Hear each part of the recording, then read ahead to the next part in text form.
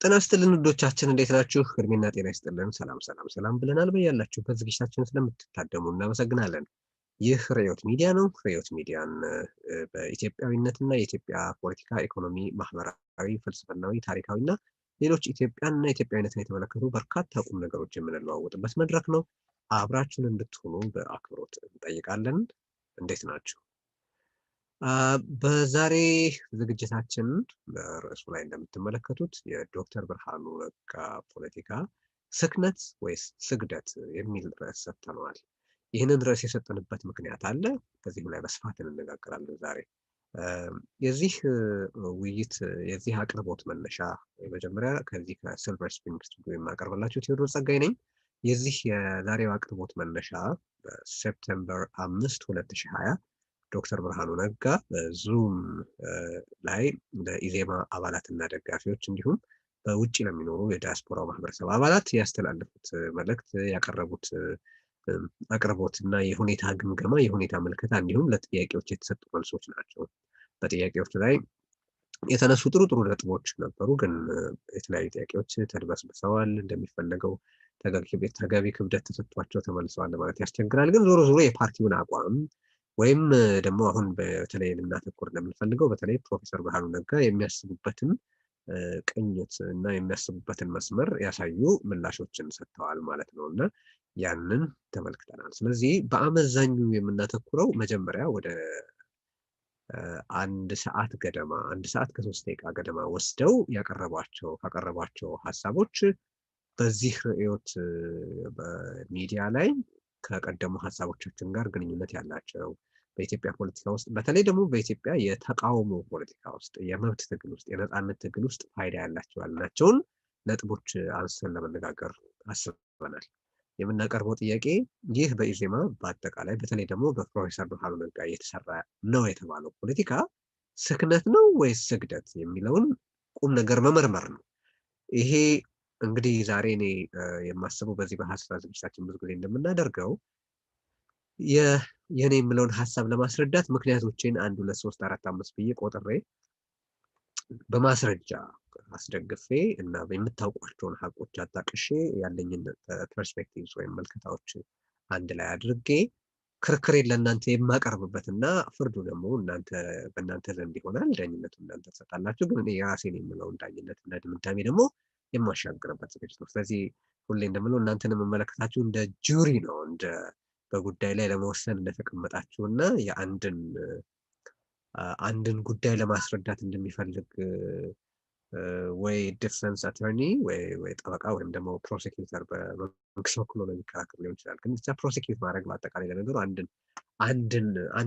አንድን ጉዳይ አንድን ነጥብ አንድን ክርክር በተለያዩ የክርክር ነጥቦች የሀሳብ ነጥቦች ማስረጃዎች አስደግፎ የማቅረብና ሀሳብን ተቀባይነት እንዲኖረው የማድረግ ስራ ነው እና ያው በፍርድ ቤት ሲሆን የህግ ውጤት ያለው ውሳኔ ይከሰታል። ማናቸውም አይነት ሊሆን ይችላል። በህዝብ ፍርድ ቤት ወይም በህዝብ የአስተያየት ችሎት ሲሆን ደግሞ የተቀበሉት አቋምን ተጋርተው ይሄዳሉ። ያልተቀበሉት አንዳች ነገር አትርፈውበት ይሄዳሉ። ያልተቀበሉት ምንም ያላገኙበት ደግሞ ቢያንስ እንዲህ የሚታሰብ መሆኑን አውቀውበት ይሄዳሉ ማለት ነው እና እነዚህ አይነት አቅርቦቶች በጣም አስፈላጊ ናቸው ከሚል ነው። ሁለተኛ መሪዎች በተለያየ አጋጣሚ ማለት የፖለቲካ መሪዎች በአንድም በሌላ መንገድ ተጽዕኖ መፍጠር የሚችሉ ሰዎች የሚያደርጓቸው ንግግሮች እንዲሁ በጅምላ መታለፍ የለባቸውም። በሚገባ ተበልተው ተሰነጣጥቀው ውስጣቸው የያዙት ቁም ነገር ምንድን ነው የሚለው በሚገባ መታየት አለበት ብዬ አስባለሁና ይህንን ስል ታዲያ የርዕዮትን ዝግጅት መደገፋችሁን እንዳትረሱ። የርዕዮት ሚዲያን አቅም ለማጎልበት የተጠናከረ ድጋፍ እንድታደርጉ በማሳሰብ ጀምራለሁ። ስለዚህ ፕሮፌሰር ብርሃኑ ነጋ በዚህ አቅርቦት ላይ ካነሱት ነገር አንዱ አቅርቦቱ በጠቅላላ ያጠነጠነው ለውጥ የሚባለውን ጉዳይ እንዴት መከላከል እንደሚገባ፣ ለውጡ ለምን መቀልበስ እንደሌለበት፣ ለውጡን እነማ ሊያደናቅፉትና እነማ ሊያስቀጥሉት እንደሚፈልጉ፣ ከዚህ ለውጥ ምን ትሩፋት ሊገኝ እንደሚችል፣ ህዝብ ይህንን ለውጥ በተመለከተ ምን ሊያደርግ እንደሚገባ፣ የፖለቲካ ድርጅቶች እዚህ ላይ ተሳትፏቸው ምን ሊሆን እንደሚችል፣ የፖለቲካ ኃይል አስተላለፉ ምን እንደሚመስል ወዘተ የተነሱ ነጥቦች ናቸው። ስለዚህ አሁን ፕሮፌሰሩ ለውጥ ብለው ሲሉ ለውጥ በሁላችንም ይህንን ዝግጅት በምትከታተሉት ሰዎች አእምሮ ምንድነው ብዬ መጠየቅ እወዳለሁ። ለውጥ ብለው የሚሉት ፕሮፌሰር ብርሃኑ ምን ስላመጣ ወይም ምን የማምጣት ተስፋ ስላለው ነው? ይህንን እንደ መንደርደሪያ ሁላችሁም ብትጠይቁት ደስ ይለኛል። ከዚህ በኋላ የትኛውም የፖለቲካ መሪ ለውጥ ለውጥ ለውጥ ለውጥ እያለ ሲያደናቁር ምንድነው ለውጥ ማለት? ለውጥ አሁን ፕሮፌሰሩ ይህንን ለውጥ ብለው የሚሉትን ነገር ምን ስላመጣ ወይም ምን የማምጣት ተስፋ ስላለው ነው እንነጠፍለት እያሉ ያሉት የሚለው ጥያቄ አንድ የማዕዘን ድንጋይ የሆነ ጥያቄ ነው። ስለዚህ አቅርቦታችን ከመጀመራችን በፊት መነሳት ያለበት አንድ ቁልፍ ጥያቄ ይሄ ነው። ስለዚህ የኛ መለኪያዎች ምንድን ናቸው? አንደኛ ይሄ ለውጥ ህገ መንግስት ሊለውጥልን ይችላል? ሊለውጥልን ፍላጎት አለው? አቅም አለው? ፈቃድ አለው? አቅጣጫ አሳይቷል? ምልክት አሳይቷል ወይ የሚለው ነጥብ ነው። ቲክቲክ እያደረግን መሄድ እንችላለን። እስካሁን ባለው ፕሮፌሰር ብርሃኑም ሆነ ሌሎች የኢዜማ አባላት ይሄ መሆኑን ማለት ይሄ አለመሆኑን የሚክዱ አይመስለኝም። በዚህ ጉዳይ ላይ የሚሰጡት አመክንዮ የተደበሰበሰ ነው። ያው ከምርጫ በኋላ ሊካሄድ ይችላል። ከምርጫ በኋላ ይሄ ነገር ሊታሰብበት ይችላል። ዋና ዋና የሚባሉት ነጥቦች አልተነኩም ብለው ነው የሚሻገሯቸው እንጂ የህገ መንግስት ለውጥ የትልቅ ጉዳይ መሆኑን አይክዱም። ግን ይህንን በተመለከተ ብዙ መናገር አይፈልጉም። ስለዚህ አንዱ ይሄ ለውጥ ከእርሱ ያስቀድመን የሚባልለት ለውጥ ምንድን ነው? ምክንያት ምንድን ነው የሚል ጥያቄ መጠየቅ ያስፈልጋል። አንድ የማዕዘን ድንጋይ የሆነ ጥያቄ ነው ብዬ አስባለሁ። ሁለተኛ ይሄ ለውጥ ተብዬው እንግዲህ ቲክቲክ እያደረግን እንሄዳለን ብያለሁ። ህገ መንግስት ጉዳዩ አይደለም፣ ጨርሰናል። ወደ በኋላ እመለስበታለሁ ይህንን ጉዳይ በተመለከተ። ሁለተኛ ብሔራዊ መግባባት የማምጣት ሀሳብ፣ ፍላጎት፣ አቅም አለው ወይ? ይህንንስ የማድረግ ፍላጎት አሳይቷል ወይ? ይሄን በፍጹም ለማድረግ አልፈለገም አብይም። ለውጥ ተብዬውም ስብስብ እኔ ስብስብ ሲባል እነማን ማለት እንደሆነ ራሱ ግራ የሚገባ ነው። ግን ብሔራዊ መግባባት የማምጣት ፍላጎትም ሀሳብም የለውም። ይልቅ በኢትዮጵያ ውስጥ ባለው የልዩነት ኢንተርፕራይዝ ማለትም ህገ መንግስቱና መዋቅሩ ማለት ነው ያንን ተጠቅሞ ያንን ኤክስፕሎይት የማድረግ ያንን ከዛ የማትረፍ ያንን የመገልገል ያንን እንደ ለአንድ ግብ ተጠቅሞ የፖለቲካ ግብ ለማሳካት ሲሞከር ነው የምመለከተው። ብሔራዊ መግባባት ለማምጣት ምንም አይነት እርምጃ ለመፍጠር ሲሞከር አላየሁም። በኢትዮጵያ ውስጥ ክልል ተብዬዎቹ ግዛቶች መሀል ያለውን ግጭት ለመፍታት የተደረገ ሙከራ የለም። በአንጻሩ ኦሮሚያ ተብሎ የተዋቀረው የዘውግ ተቋም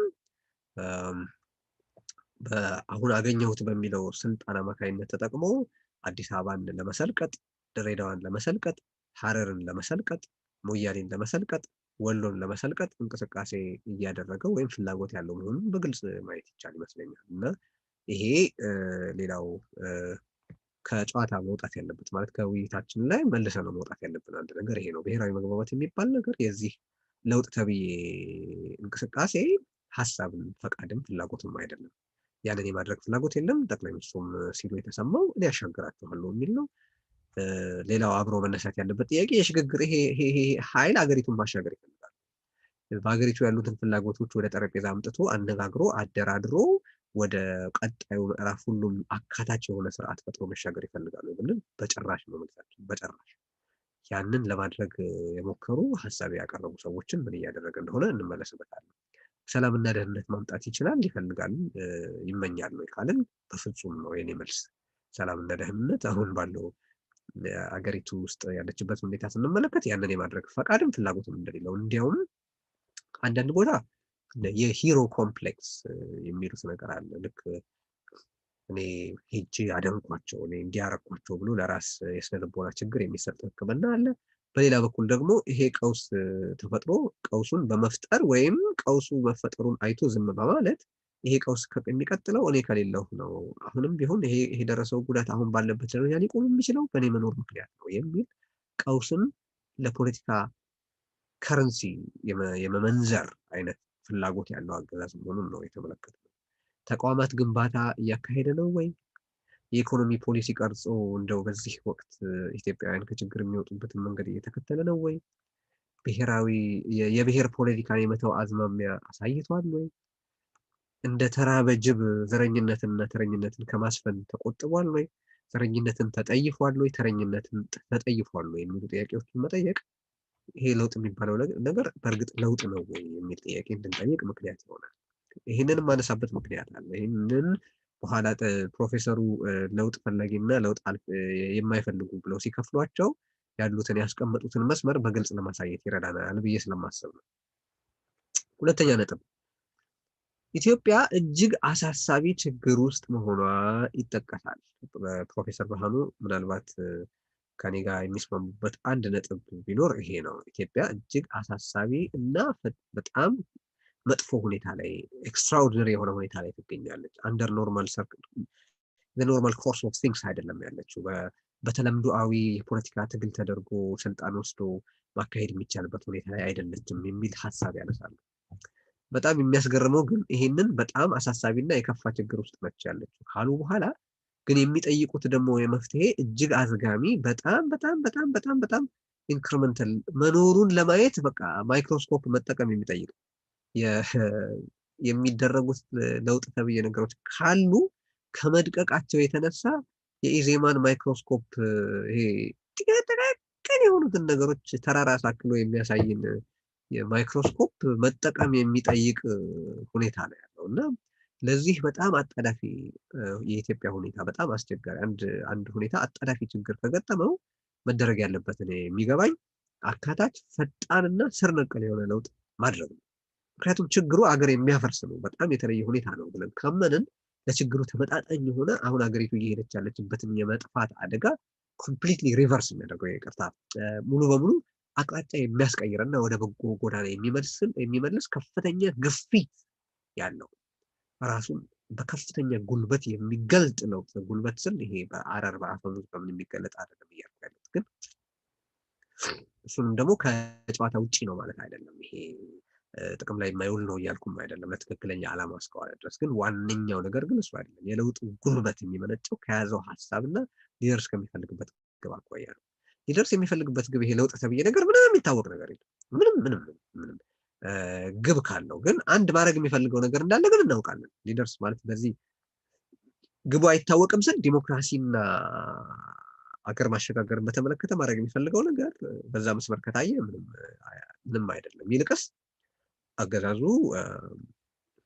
ብዙ ጊዜ እንደምንለው የኢትዮጵያን ያህል የምትሰፋ ኦሮሚያ መፍጠር ፕላን ኤ ነው። ፕላን ቢው ደግሞ ኦሮሚያ ሪፐብሊክን መመስረት መሆኑን የሚያሳዩ በተግባር የሚገለጡ ነገሮች አሉ። ስለዚህ አሁን እሱን እንመለስበታለን። ግን እሳቸው ባሉት እንኳን ብንወስድ ኢትዮጵያ እጅግ አሳሳቢና ከባድ ሁኔታ ውስጥ ናት፣ ለህልውናዋ የሚያሰጋ ሁኔታ ውስጥ ናት ካልን የሚያስፈልጋት አካታች ፈጣንና ስር ነቀል ለውጥ ነው ወይስ እንዲህ እሳቸው እንዲሆን እንደሚመኙት የሚያንጎላጅ ፖለቲካ ነው ከችግር የሚያወጣ? የችግሩ መንስኤዎች ምንድን ናቸው? የችግሩ መንስኤ ከፋፋይ እና በልዩነት የሚሸቅጥ ህገ መንግስት መኖሩ፣ ዜጎች ተዋህደው በአንድነት በነዋሪነት ተከብረው የሚገለገሉበት መዋቅር አለመኖሩ፣ ዜጎች በየቦታው ተንቀሳቅሰው ንብረት አፍርተው በመሬታቸው ያሻቸውን ያህል ተጠቅመው የግል የመሬት ባለቤትነታቸውን እንዲያረጋግጡና በዛ ምክንያት የፖለቲካ መብትና እንቅስቃሴ ለማድረግ የሚያስችል የመሬት ስርዓት አለመኖሩ፣ በአሁኑ ወቅት ያለው ፌዴራሊዝም ሆነ ህገ መንግስት የኢትዮጵያንም በሁሉም የኢትዮጵያ ክፍል ያለ የሀገር ባለቤትነት የማይቀበል በመሆኑ የኢትዮጵያ አሁን ባለው ሁኔታ በኢትዮጵያ ስራ ላይ ነው የተባለው ስርዓት የታሪክ መረዳቱ ትላንት የሆነ ማህበረሰብ ጨቋኝ ሌላው ደግሞ ተጨቋኝ ነው ብሎ የሚያምንና በእርሱ የፈጠራ ትርክት ላይ ተመስርቶ ዛሬ ላይ ፍትህ አመጣለሁ ብሎ የሚያስበው ደግሞ ዛሬ ትላንት በደለ የሚለው በመቅጣት የሆነ ኋላ ቀር ስርዓት በመሆኑ ወዘተ ነው። እነዚህ ችግሮች አሁን ያለውን ነገር ካመጡት እነዚህ ችግሮች ሳይፈቱ ያ ችግር መፍትሄ ሊያገኝ አይችልም ማለት ነው። አሁን ፕሮፌሰር ጉን እያሉት ምንድነው በጣም አሳሳቢ ሁኔታ ላይ ነው የምንገኘው ይላሉ። ግን ደግሞ በጣም አዝጋሚ የመፍትሄ መንገድ መከተል አለብንም ደግሞ ይላሉ። ይሄ አብሮ መሄድ የሚችል አይመስለኝም። ለማንኛውም እነዚህን ጥቅል ሀሳቦች ካነሳን አይቀር ቪዲዮዎቹን እያሳየን ደግሞ መነጋገር እንጀምር። ማለት ድምጻቸውን እያሰማን አሁን እንግዲህ የምናደርገው ድምጹን ከእሳቸው በወቅቱ ሲናገሩ ከነበሩበት ምስል ወስደን ከዛው ጋር አገናኝተን ነው የምናቀርብላችሁ። ቪዲዮውን በሚገባ እንደምንፈልገው ቆራርጦ ለማሰናዳት የሰው ኃይል ያስፈልገናል። ድጋፍ አድርጉልን የምንላችሁም አንዱ ምክንያት የቴክኒክ ሰዎች እንደሚገባ እንዲኖሩን ዝግጅታችንን በተሟላ ጥራት እንድናቀርብላችሁ ጭምር ነውና አሁንም በቀጥታ ስርጭት ይሄንን ዝግጅት የምትከታተሉ ሁሉ የርዕዮትን ሚዲያን አቅምና ጉልበት ለማጠንከር ድጋፍ እንድታደርጉ በዚህ አጋጣሚ ማሳሰብ እወዳለሁ። አሁን የምናቀርበውን ነገር በተሻለ አቅርቦት ለማቅረብ። ስለዚህ አሁን አንድ ምንድነው ማረጋው ማጫወት ከመጀመራችን በፊት ትንሽ ማለት የምፈልገው ነገር አለ። ፕሮፌሰር ብርሃኑ ምን ብለው ይጀምራሉ? በመጀመሪያ ቀደም ሲል የጠየኳቸውን ጥያቄዎች አይመለከቷቸውም። ይሄ ለውጥ ህይወት ልንከፍልለት የሚገባ ለውጥ ነው ወይ? ምን ይሰጠናል? ህገ መንግስት ይቀይርልናል? መዋቅር ይቀይርልናል? መሬት የግለሰቦች እንዲሆን ያደርጋል? የሀገር ባለቤት ያደርገናል? አዲስ አበባን የሁሉም ኢትዮጵያውያን ያደርጋል? የታሪክ መረዳት ያስተካክላል? የኢትዮጵያን መጻኢ ያሻሽላል ወይ? የሚሉትን ጥያቄዎች አይመልሷቸውም። እነዚህን ጥያቄዎች መመለስ ብዙ ጣጣ ስላለው ይዘሏቸውና ለውጥ የሚባለው ነገር ፋይዳው ምንድነው? ራሳችንን ልንሰጥለት ልንነዛቸው እንደሚሉት ወይም ሲያደርጉ እንደምንመለከተው ልንነጠፍለት የሚገባ ነው ወይ የሚለውን ሳይመልሱ ወዴት ነው የሚሄዱት? ለውጡን እንደ አንድ ሁሉም እንደሚቀበለው እንደሚፈልገው አድርገው ለውጥና ጥቅል ምደባ ይሰጣሉ። ስለዚህ ምን አድርገው ነው የሚለዩት? ለውጥ አደናቃፊና ለውጥ ደጋፊ ብለው በሁለት ይከፍሉታል። ይሄ በሁለት መክፈል የራሱ የሆነ ዓላማ አለው። ስለዚህ አንዴ እሷን ነገር እንመልከታትና ወይ እንከታተላትና ከዛ ቀጥሎ በዚህ ጉዳይ ላይ ለምን ሐሳብ አቀርባለሁ። በመጀመሪያ ሁለት ጥቅል የሆኑ አሰላለፎች አሉ ብዬ ነው የምነሳው። አንደኛ ይሄን የለውጥ ሂደት ለማደናቀፍና አትሊስት ብዙዎቻችን ወደምንመኘው ወደ ዲሞክራሲያዊ የተረጋጋ ዲሞክራሲያዊ ፖለቲካ እንዳይሄድ እንቅፋት የሚፈጥሩ ኃይሎች አሉ። በሌላ በኩል ደግሞ ከነንቱንም ከነችግሮቹምና ከነድክመቶቹም ወደዛ አይነት ፖለቲካ እንዲሄድ የሚፈልጉ አሉ። እነኚህን ሁለቱን ኃይሎች ውስጥ ያሉትን ኃይሎች አንድ ሁለት ብዬ ዘርዘር ብዬ መጀመሪያ ማቅረቡ ይጠቅማል። ሶዛት ይሄን ነገር ስንመለከት አገሪቱ ውስጥ ያለው ሁኔታ ምንድነው? ምን ይመስላል? የትኛው ፎርስ ምን እያደረገ ነው የሚለውን ነገር ጭንቅላታችን ውስጥ አስቀምጠን ከዛ በኋላ ነው የራሳችንን እርምጃ መመዘን የምንችለው ወዴት ብንሄድ ይሻላል የሚለው። ስለዚህ አሁን መጀመሪያ ላይ ያያችሁ መታጠፊያው ላይ ቃኙት ማለት ነው ነገርየውን በለውጥ አደናቃፊና በለውጥ ደጋፊ መሃል ያለ አድርገው አስቀምጠውታል። ይሄ በጣም ቁልፍ ቁም ነገር ነው። ለምን እንደሆነ አስረዳለሁ። እንግዲህ ዛሬ ለማድረግ እየሞከርኩ ያለሁት ምንድነው ይሄ የእሳቸው ፖለቲካ ስክነት ነው ወይስ ስግደት ነው የሚለውን በተመለከተ እኔ የማስበውን አቋም ለማስረዳት ነው ክርክሮችን የማቀርበው። በዚህ ጉዳይ ላይ የተለየ ሐሳብ አለኝ ልሟገት እፈቅዳለሁ የሚል ካለ አሁንም እንዲመጣ ጥሪ ማድረግ እወዳለሁ። ግን እኔ ይሄ የስክነት ፖለቲካ አይደለም የስግደት ፖለቲካ ነው የምልባቸውን ምክንያቶች ዘርዝራለሁ። አሁን ቀደም ሲል በተከታተላችሁት የቪዲዮ ቅንጭብ ላይ በመጀመሪያ ነገሮችን ለመረዳት ሁኔታዎችን በጠቅላላ ለውጡን በሚደግፉና ለውጡን በሚያደናቅፉ መሃል ነው ይላሉ። ያው በሁለት መክፈል ቀላል ነው ሁልጊዜም። ማንም ሰው በሁለት መክፈል የሚቸገር አይመስለኝም። ማን ነበር እንዲሁ ለጨዋታ ያህል እንድናነሳው አንድ የታክሲ ረዳት በሁለት መክፈል እኮ ዓለምን በሁለት መክፈል ቀላል ነው ይላል። እንዴት? በታክሲ የሚሄድና የማይሄዳል ከርሱ ፐርስፔክቲቭ ከርሱ ጥግ አንፃር ካየነው ወል ስሜት የሚሰጥ ነገር ነው የሚሄድና የማይሄድ ብሎ ማለት በጣም ቀላል ስራ ነው በሁለት መክፈል። ግን በዚህ የታክሲ ረዳቱ የዋህ ወይም አሽዋፊ ጨዋታ ውስጥ ያለውን አይነት አይደለም። በምክንያት ነው ያነሳሁት። የዚህን አይነት አሽዋፊ ምደባ አይደለም ፕሮፌሰር ብርሃኑ ያደረጉት። ፕሮፌሰር ብርሃኑ ያደረጉት አንደኛ ይሄ በሁለት መክፈል መጀመሪያ የሚያደርገው ነገር አብዛኛውን የአንድነት ኃይል ከአሰላለፉ ይሰርዛል። ምክንያቱም ከአሰላለፉ ይሰርዛል ያልኩበትን ምክንያት አስረዳለሁ። መጀመሪያ ሁለተኛውን ምክንያት ልጥቀስ። ሁለተኛ የሀገሪቱን ዕጣ በብልጽግና ላይ ብቻ የሚያንጠለጥል ይሆናል። እኔስ አንዱ ስግደት ነው የምልበት ምክንያት አንዱ ይሄ ነው። የሀገሪቱን የዚህን ሀገር ዕጣ ፈንታ በዚህ ለውጥ ደጋፊና ነቃፊ ብቻ ወይ በዚህ ለውጥ ተቃዋሚና በዚህ ለውጥ ደጋፊ ብቻ ማድረግ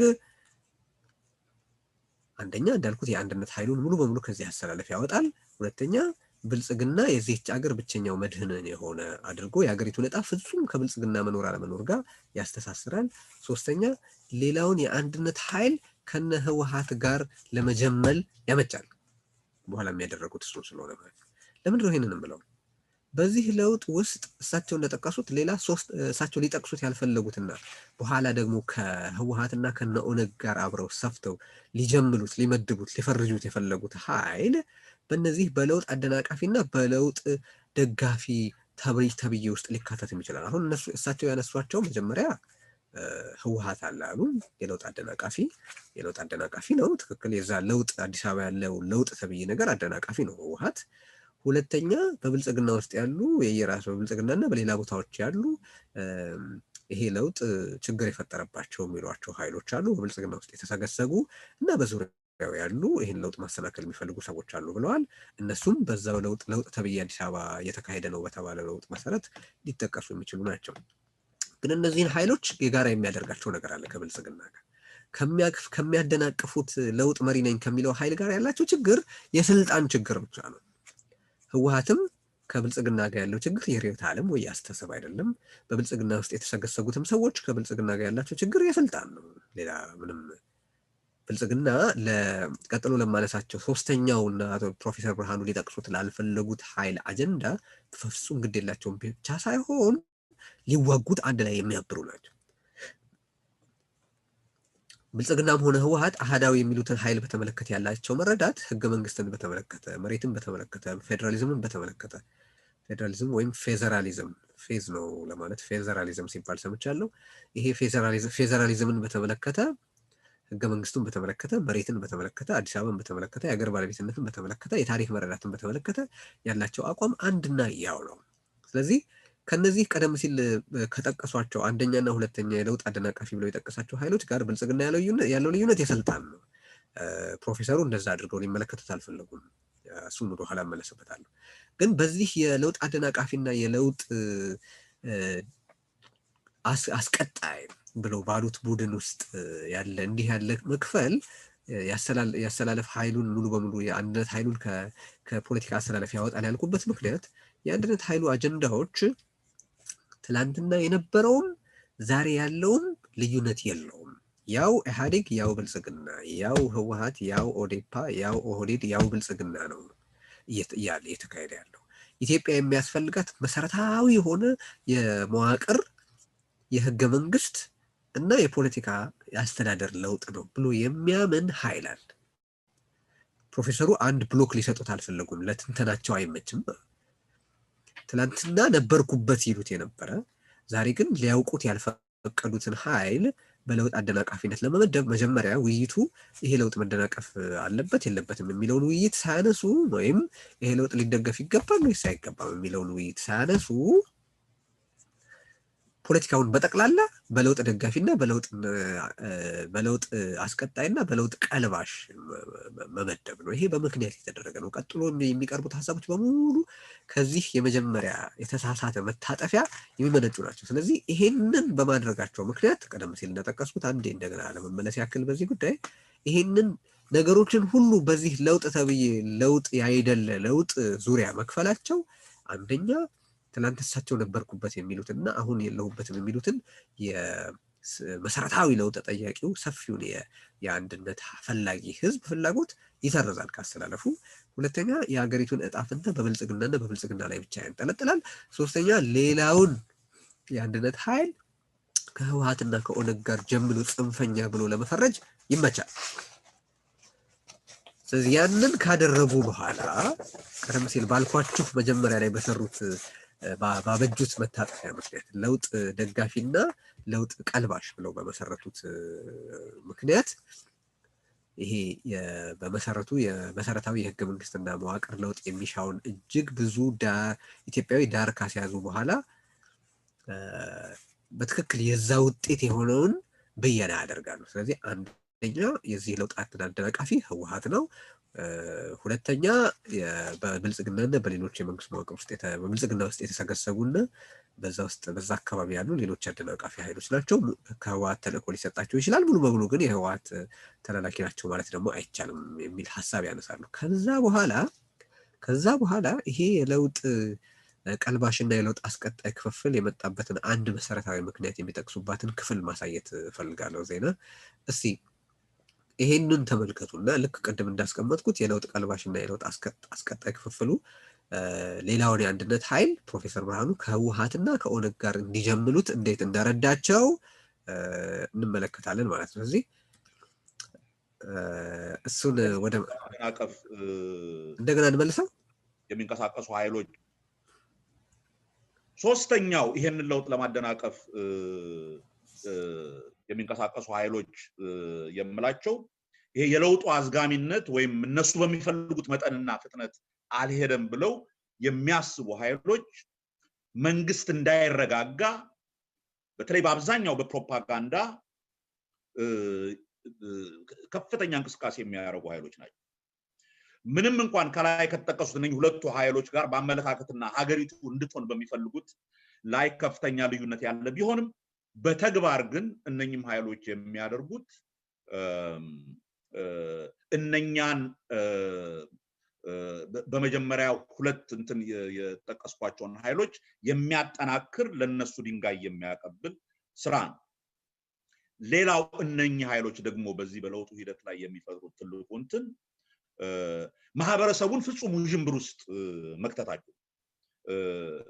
ማህበረሰቡ ደግሞ ከፍተኛ ውዥንብር ውስጥ በሚገባ ጊዜ በለውጡ ላይ ፍጹም እምነት እንዲያጣና አንዳንዴም ሌላ አይነት የዘር የበላይነት እየመጣ ነው በሚል ለሀገራዊ ፖለቲካና ለሀገር አንድነት ችለውን ኃይል ክፉኛ በመከፋፈል ለአክራሪ ብሔረተኞች ድንጋይ ያቀብላሉ የሚል ፍርሃት ስላለኝ እንግዲህ ይሄ ንግግር ብዙ ሊያባብል የሚችል ነው ብዬ አስባለሁ። ብዙ ሊያነጋግር የሚችል አንደኛ ልብ ብላችሁት ከሆነ ይሄ ንግግር ተረኝነትን ይክዳል።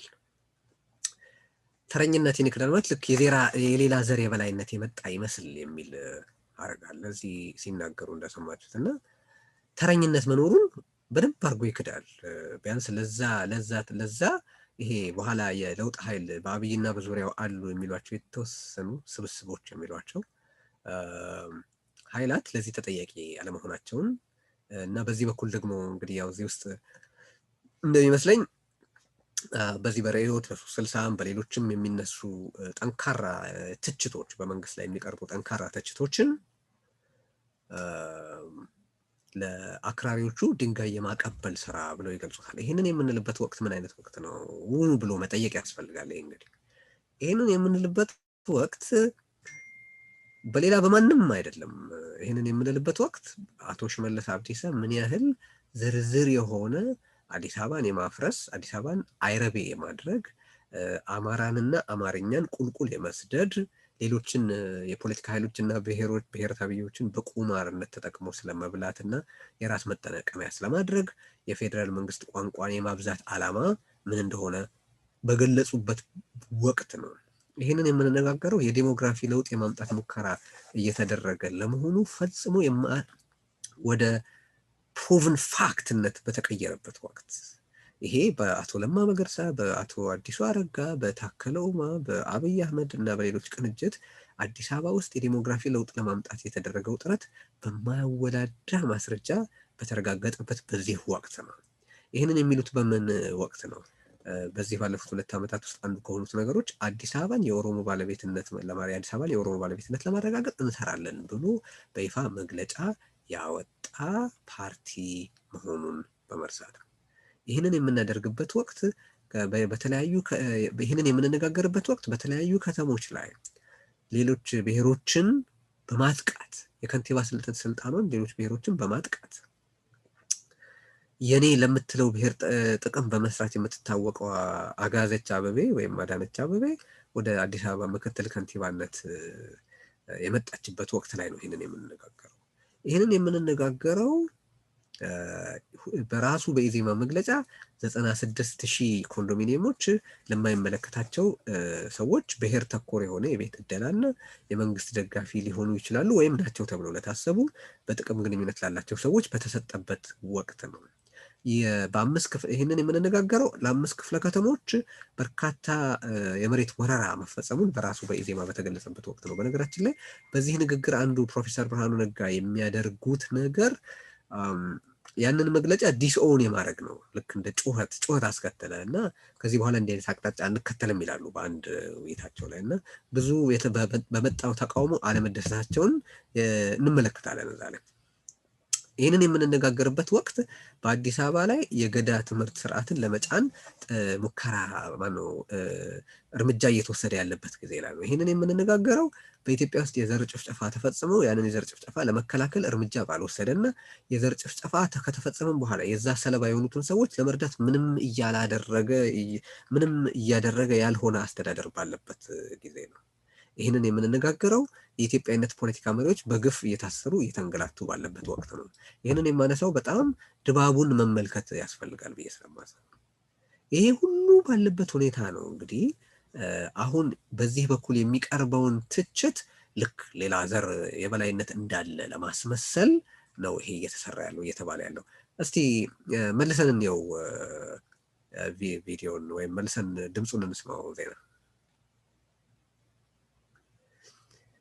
እና ይሄ ነው እሺ ኃይሎች መካከል ያለው አሰላለፍ በኔ ግምት አንደኛው ምንም አይደለም እሱኛው ሳይሆን ወደ ኋላ ዜና አብይና አካባቢው ያሉ የብልጽግና አመራሮች ናቸው። ከይቅርታ ጋር የቅድሙን ነው እያልኩ ያለሁት ቅድም ያጫወትነውን ቪዲዮ መልሰን እንድንመለከተው ነው እየፈለኩ ያለሁት። ቀጥሎ ወደሚቀጥለው እንሄዳለን፣ ግን ቅድም የተጫወተውን እናሳያቸው እንደገና እና እሱን አስመልክቶ ያለኝን ሀሳብ ላጠቃለን ወደሚቀጥለው እንሻገራለን።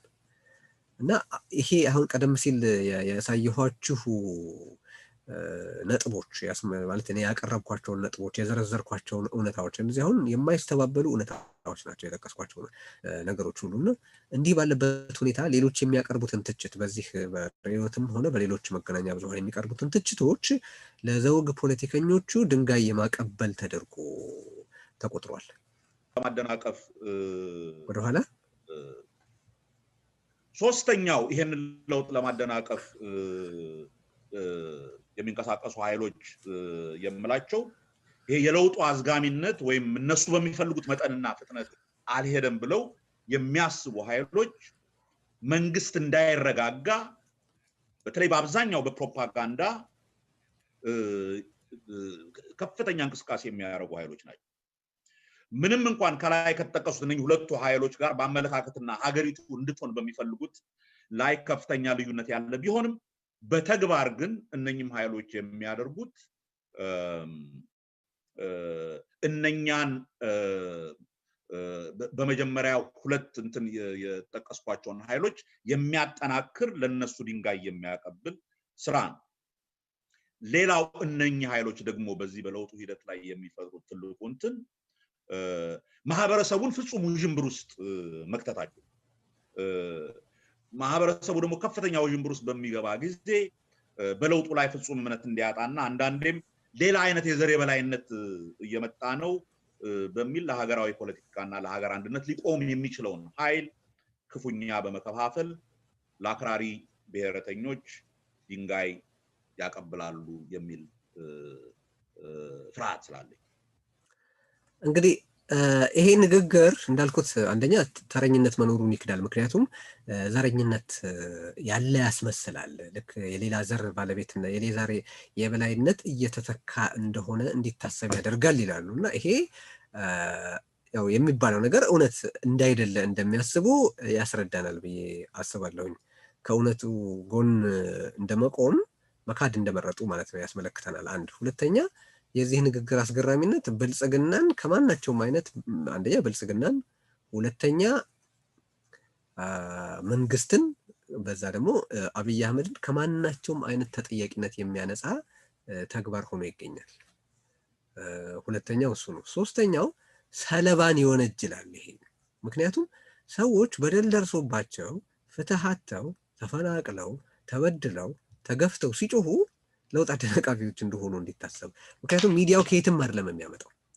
እየተባለ ያለው አሁን በፕሮፌሰር ብርሃኑ ነጋ አባባል መሰረት እየተባለ ያለው ሰዎች ሲበደሉ ብታዩም ሲገረፉ ብታዩም ሲታሰሩ ብታዩም ሲፈናቀሉ ብታዩም ይሄ ለውጥ እንዳይደናቀፍ ስትሉ ዝም በሉ ነው።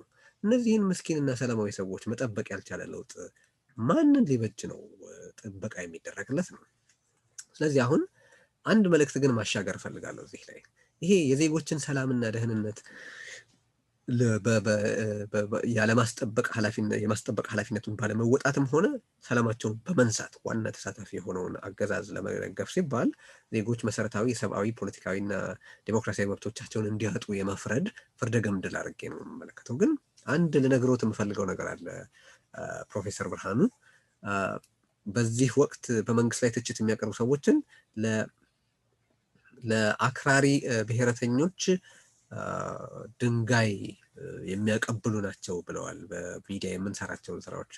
እኔ አንድ መልእክት ላሻገርሎት የምፈልገው ለዘውገኞች ድንጋይ አይደለም አገር የሚያቀብሉት እርሶና ቢጤዎቹ ናችሁ ማለት እወዳለሁ።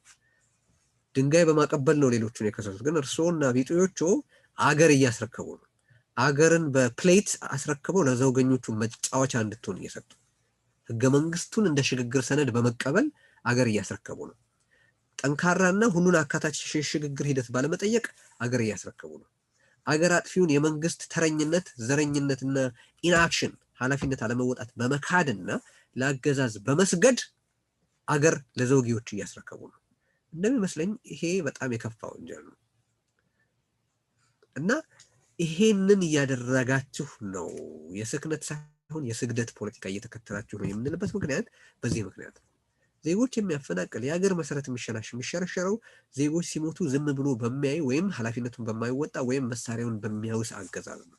የሀገር አንድነት የሚሸረሸረው ወንጀለኞችን ከእርሱ ጋር በስልጣን እስከተስማሙ ድረስ የሚጠብቅ ነገር ግን ባለስክሪፕቶችን ደግሞ መከላከያ ጋሻ የላቸውም ብሎ አለምህረት የሚቀጣ አገዛዝ ነው ሀገር የሚያፈርሰው።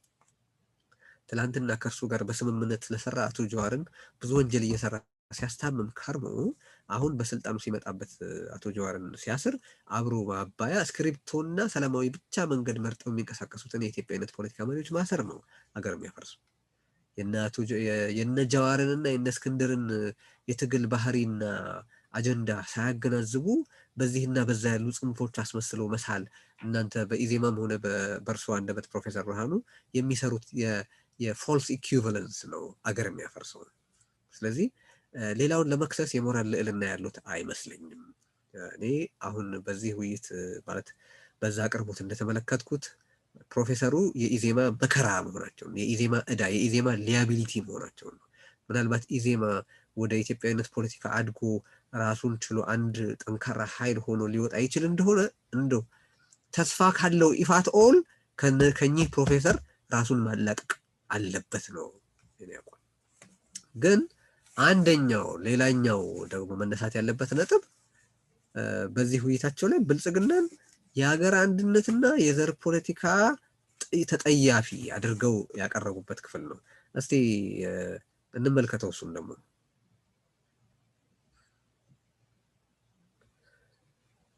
መካከል ያለው አሰላለፍ ከመጀመሪያ ለውጡን በሚደግፉ ኃይሎች መካከል ያለው አሰላለፍ በኔ ግምት አንደኛው ምንም ወዲህ ወዲያ ባል ማያስፈልገው በአብይና በአካባቢው ያሉ የብልጽግና አመራሮች ናቸው።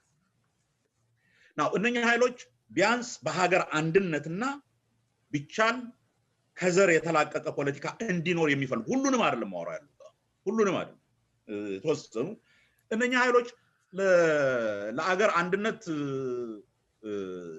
ያላቸው ፍላጎት ምን እንደሆነ ክሊር አድርገዋል፣ በተደጋጋሚ ተናግረዋል። ከዛም በላይ ግን አንዳንድ በመሬት ላይ የሚወሰዱ እርምጃዎች አሉ። እነኝን ነገሮች በተወሰነ ደረጃ ለማስተካከልና በደንብ ስለማይጮህ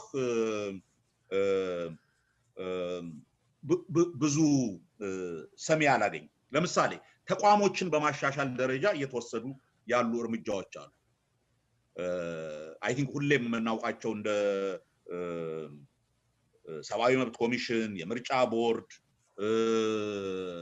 ፍርድ ቤቶች በተወሰነ ደረጃ ትንሽ እያደረጉ ያሉበት፣ መከላከያና የፌደራል ፖሊስ ላይ እየተደረጉ ያሉ ሪፎርሞች፣ የተለያዩ የህግ ማሻሻያዎች እየተደረጉ ያሉ እነኚህ ሁሉ ካየናቸው በተወሰነ ደረጃ እውነተኛ ዲሞክራሲያዊ ስርዓት ለመምጣት እንፈልጋለን ለምንል ኃይሎች እንዲህ አይነት ተቋማት ከበፊት ጀምሮ እንዲህ አይነት ተቋማት እንዲጠናከሩ ስንጠይቅ የነበረውን በተወሰነ ደረጃ እየሄዱ ያሉበት ነው። አንዳንዱ አሁን ብዙ በጣም ፐብሊክ ያልወጡ ነገሮች ቢሆንም በመከላከያና በፌደራል ፖሊስ በኩል እየተደረገ ያለው ለውጥ ቀላል ለውጥ አይደለም። ሲግኒፊካንት የሆነ ሪኦሪየንቴሽን ሚሽናቸውን ሪኦሪየንት የማድረግ ስራ እየተሰራ ነው። አትሊስት እኛ እንደ ተፎካካሪ ፓርቲዎች በአንድ ጊዜ የተሳተፍንበት የፌደራል ፖሊስ አዲስ ዶክትሪን ተብሎ የወጣ ዶክመንት ላይ ተሳትፈን ነበርና ሪሊ እኛ ከምንለው የተለየ ፖሊስ ምን መሆን አለበት፣ ፌደራል ፖሊስ ምን መሆን አለበት በሚለው ላይ ኢንክሉዲንግ በነገራችን ላይ እነኚህ በየክልሉ ያሉ የሀገሪቱን ሰላም እየነሱ ያሉ ልዩ ኃይሎች ምናምን የሚባሉ ሁሉ በፌደራል እንትን ውስጥ ቁጥጥር ውስጥ መሆን እንዳለባቸው የሚያሳይ የሪፎርም ዶክትሪን እንትን እየተደረጉ ነው። እዚህ ንግግር ውስጥ በርካታ ነገሮች አሉ ብዙ ሊያባብሉ የሚችሉ።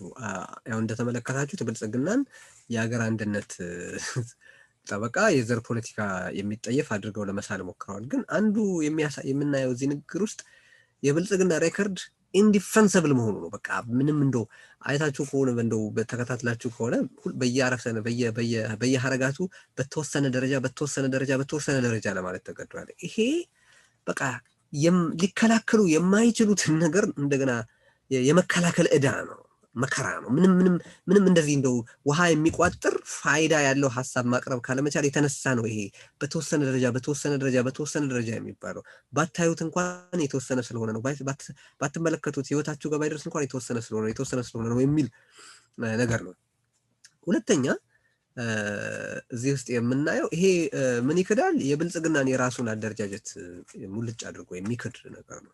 በአቶ ሽመልስ ገለጻ መሰረት ብቻ ሳይሆን ከዚህ በፊት የብልጽግናን ሰነድ መሰረት አድርገን ስንናገር የብልጽግና ብሔራዊ ምክር ቤት የሚዋቀረው ብዙ ቁጥር ያለው ብሔር ሲኖርህ በብሔራዊ ምክር ቤቱ በርካታ ድምፅ እንዲኖርህ ተደርጎ የተዋቀረ ነው። ብልጽግና የዘውግ ፓርቲ ነው። የተደራጀውም የኢትዮጵያ ብሎ ሳይል የኢትዮጵያ ዋናውን ብልጽግና የኢትዮጵያ ብልጽግና ፓርቲ ብሎ ሳይጨምር ኢትዮጵያ የሚል ቃል በስሙ ላይ ለመቀጠል ሳይፈቅድ ግን የትግራይ ብልጽግና፣ የአማራ ብልጽግና፣ የኦሮሞ ብልጽግና፣ የምናምን ብልጽግና ብሎ የተደራጀ ነው። አሁን ያኔ ይቀርብ የነበረው ቅጥፈት ምንድነው? በብልጽግና ሰዎችና በደጋፊዎቻቸው በኩል እዚህ ውስጥ የኢዜማ ጀሌዎችም አሉበት። ይሄ ፓርቲ ውህድ ነው፣ ሌላው ቦታ ያለው ቅርንጫፍ ነው። ቅርንጫፍ ምንድን ነው?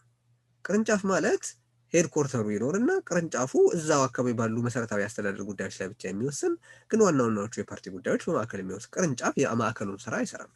አሁን ግን ይሄ የአማራ ብልጽግና የትግራይ ብልጽግና ወዘተረፈ የምትሉት የራሱ ስራ አስፈጻሚ ያለው የራሱን ጉባኤ የሚያካሂድ ሌላው ጣልቃ ሳይገባበት የራሱን ውሳኔ የሚያስተላልፍ የራሱን ግምገማ የሚያካሂድ ራሱን የቻለ ፓርቲ ነው። በመሰረቱ ያንኑ የኢህአዴግ ቅርጽ ይዞ የቀጠለ ነገር ግን ከዛ በፊት ኢህአዴግ የነበረውን ከየትኛውን ፓርቲና አንድ ለውጡ አጋር ድርጅቶቹን እንደዚሁ በዚህ ኢህአዴጋዊ በሆነው መረብ ውስጥ አካቶ መቀጠሉ ነው። ግን ዞሮ በህዝብ ቁጥር እንዲሆን ስለተደረገ ውክልናው በዛ መሰረት ተሰርቷል። ስለዚህ የትላንትናን የህወሓት መዋቅር ለኦሮሞ ብሔረተኝነት እንዲመች አድርጎ የሰራ ፓርቲ ነው። ይህንን የምናከረው ከራሱ ከፓርቲው ያወቃቀር ሰነድ ላይ በመነሳት ነው። ይህንን ሊከላከሉት አይችሉም። ይሄ አይደለም ብሎ ማለት ያው መዋሸት ነው፣ ምልጭ አድርጎ መዋሸት ነው። ስለዚህ አንዱ ነጥብ እሱ ነው። ይሄ ብልጽግና ከዘር ፖለቲካ ለመራቅ ሙከራ እያደረገ ነው የሚለው በተግባሩም በሰነዱም ሊረጋገጥ የሚችል አይደለም። ሁለተኛ ተግባሩን በተመለከተ አሁን የብልጽግናን ተግባር ብንመለከተው ፉክክር ውስጥ የገባው ከሌሎቹ እንዴት የበለጠ ለኦሮሞ ብሔረተኝነት ታማኝ ተደርጌ እታያለሁ በሚል ሩጫ ውስጥ ነው። የኦሮሚያ የዜግነት አገልግሎት ብሎ ይህንን ገዳይ የተባለውን ወይ የወንጀል መፈጸሚያ የዘር ማጥፊያ ድርጅት ሊመሰረት እየሞከረ ያለው ብልጽግና አይደለም እንዴ? በኦሮሚያ ክልል ያንን ያደረገውስ ምን በሌሎች ግፊት ነው ሊባል ነው? አሁንስ እኔ ምርር ያለኝ ምንድነው ብልጽግና ማናቸውንም ወንጀል ሲሰራ በሌሎች ግፊት ነው ይሄን ያደረገው ይላሉ። ብልጽግና ማንም ንፋስ በተነሳ ቁጥር የሚገፋው ባሉን ነው ወይ? ያ ከሆነ አገር አሻጋሪ ነው የሚባለው ቅዠት ይቁም። ከሁለት አንዱን መምረጥ ያስፈልጋል። ነውር ሲሰራ በሌሎች ተገፍቶ ነው፣ ጥሩ ሲሰራ ካሬጅ ስላለው ነው። ይሄ እያጣቀሱ መሄድ ቀዝቀዝ ሲል በእጅ ሞቅ ሲል በማንኪያ አይነት አካሄድ የሚያዋጣ አይመስለኝም። አንድ ሁለተኛ ከዚህ በፊትም አንስቼው ነበር። ይሄ ወንጀል ሲሆን የሌሎች ግፊት ነው፣ መልካም ሰርቷል ተብሎ ሲታመን ደግሞ የሱ ጀግንነት ነው ተደርጎ የሚባለው ነገር እስኪ ከመረቁ ስጡኝ ከስጋውማ ጾመኛ ነኝ ማለት አይነት ነገር አድርጌ ነው የምረዳው። ስለዚህ ይሄ በተግባር በብልጽግና ፓርቲ ሰነድም በተግባሩም ሊረጋገጥ የማይችል እውነት ያልሆነ ማደናገሪያ ነው፣ ቅጥፈት ነው። ይሄ በቃ በስሙ መጠራት አለበት። ይሄ ውሸት ነው፣ ሙልጭ ያለ ውሸት ነው። ከዘር ፖለቲካ ለመላቀቅ ብልጽግና አንዲት እርምጃ ወደኋላ አላፈገፈገም ብቻ ሳይሆን ያ የዘር ፖለቲካ ተጠናክሮ እንዲቀጥል እርምጃ እየወሰደ ያለ ነው። እንዳልኩት አንደኛ የፓርቲ አወቃቀሩን በህዝብ ቁጥር በብሔሩ አባላት ቁጥር እንዲሆን ያደረገ፣ ይህንን የብሔር ፖለቲካ በሚገባ የህዝብ ቁጥር ብልጫ ስላለኝ የብሔር ፖለቲካ እንዲጠናከርልኝ እፈልጋለሁ የሚል ፓርቲ እንጂ ወደ ዜግነት ፖለቲካ ማቅናት ፊቴን ማዞር እፈልጋለሁ የሚል ፓርቲ የሚሰራው ነገር አይደለም። ሁለተኛ ህገ መንግስቱን በሙሉ ኃይል አስከብራለሁ እያለ ያለ ፓርቲ አይደለም እንዴ? ይሄ ፓርቲ ነው ከዘር ፖለቲካ ሊርቅ ይፈልጋል እየተባለ ያለው? አረ እንደው ማለት እንደው ለህዝብ አንዳንዴ እኮ ክብር መስጠት ያስፈልጋል ፕሮፌሰር። እንደው አረ ተመልካችም ይታዘባል፣ አድማጭም ግምት ይወስዳል እና እንደው ትንሽ ማሰብ ያስፈልጋል ብዬ አስባለሁ። ማለት እኔ እኮ ፕሮፌሰሩ ራሳቸው የፖለቲካ ደክሟቸው ከሆነ የአዛውንት እፎይታ ቢወስዱ ጡረታ ላለ ማለት ነው። እሳቸው ራሳቸውን መጦር ይችላሉ። የአዛውንት እፎይታ እንበለው በእነ ዮናስ አድማሱ ይመስለኛል፣ በእነ ዶክተር ፈቃደ ቋንቋ የአዛውንት እፎይታ ቢወስዱ በጣም ተከብረው እስከዛሬ ላደረጉት አስተዋጽኦ ጥሩ ነው። በቃ ከዚህ በኋላ ያለውን እናንተ ቀጥሉት። እኔ የቻልኩትን ያህል እንደ ዜግነቴ ይህን ያህል ህይወቴን ሰጥቻለሁ፣ ጊዜን ሰጥቻለሁ፣ ገንዘቤን ሰጥቻለሁ። ከዚህ በኋላ እስቲ እረፍ ብዬ ህይወቴን ልኑር ቢሉ እኔ በእጅጉ አከብራቸዋለሁ። ግን እሳቸው ከፖለቲካው ሲወጡ የሚሰማቸው ብቸኝነትና የስልጣን ናፍቆት እና የተጽዕኖ የማሳደር ሱስ እንደሳቸው ሌላውም አብሯቸው እንዲወድቅ አብሯቸው የአዛውንት እፎይታ እንዲወስድ መፈለጋቸው ነው አሁን ችግር እየሆነ ያለው። እና በማናቸውም መልኩ ይሄ ኃይል የዘር ፖለቲካን ከዘር ፖለቲካ ለመላቀቅ ምንም አይነት የተግባርም ሆነ ምንም አይነት የፖሊሲ አቅጣጫ ተከትሎ አልተመለከተም፣ ሊፈጠር ካልሆነ በስተቀር። ሌላው የዲሞክራሲ ግንባታ፣ ይሄ በጣም የሚያስቅ ነገር ነው። ዲሞክራሲን ለማስፈን ይፈልጋል ብልጽግና ብሎ ወሬ በምን ላይ እንደሚመሰረት ሊገባኝ አይችልም። ግን እመለስበታለሁ እሱን ለብቻው። ግን ምንም አይነት ዲሞክራሲያዊነት የሌለው ዋና አምባገነን ነው። ብዙ ጊዜ እንደምለው ከህወሓት አለመጨቆንን ሳይሆን አጨቋቆንን ተምሮ እያደናገሩ መጨቆን እንዴት እንደሚቻል አጥንቶ የመጣ ኃይል ነው። ግን እሳቸው ያሉትን እንስማማበት ብንል እንኳን እንደው እሳቸው እንዳሉት ንጉስ አብይ ዲሞክራሲ እንዲመጣ ይፈልጋል፣ አገሪቱ እንድትሻገርና በአንድነት እንድትቀጥል ይፈልጋል ብለው ያስባሉ። እና ይህንን ተቀበለ ነው እንሂድ ብንል እንኳን እስቲ ከአብይ ውጭ ማንን ይጠራሉ? በአብይ ላይ ተስማምተን አይደለም፣ ግን እንደው ለሳቸው እንደው ግራንት እናደርግላቸው፣ እንደው እንፍቀድላቸው እና ከአብይ ውጭ ማንን ይጠራሉ? አብይና በዙሪያ ያሉ የተወሰኑ ኃይሎች የሚባሉት እነማን ናቸው? እነ አዲሱ አረጋ ናቸው? እነ ታከለ ኡማ ናቸው? እነ ገዱ አንዳርጋቸው ናቸው? እነ ሽመልስ አብዲሳ ናቸው? እነማን ናቸው? ማን ናቸው እነዚህ ኃይሎች? የት ነው ያሉት? እኔ አንድ ተጨማሪ ሰው ከጠሩ አደንቃቸዋለሁ። ማለት ሊጠሩ ይችላሉ፣ ግን እንደው በተጨባጭ እንኳን ሌሎችን በመጥራት ቀርቶ በራሱ በአብይ እንኳን ስምምነት የለም በእኛ መሀል። ግን በሚሉት ደረጃ እንኳን እንደው ደህና የማደናገር ችሎታ ያለውን አንድ ሰው እነ ታዬ ደንደዓ ናቸው? እና አገኘሁ ተሻገር ናቸው? የመጣ ሁሉ የሚጋልባቸው ፈረሶች ማንን ነው በአብይ ዙሪያ ያለ የሚሉት? ያም ሆኖ በእኔ መልከታ አብይም ዓላማቸውን ከማይጋርዱ ዘውጌዎች ይበልጥ አደገኛ የሆነ አገር አፍራሽ እንጭጭ መሪ ነው። እንጭጭ ያለበትን ኃላፊነት ለመረዳት ምናቡና አእምሮ የማይፈቅድለት እንጭጭ መሪ ነው ኢትዮጵያ ውስጥ።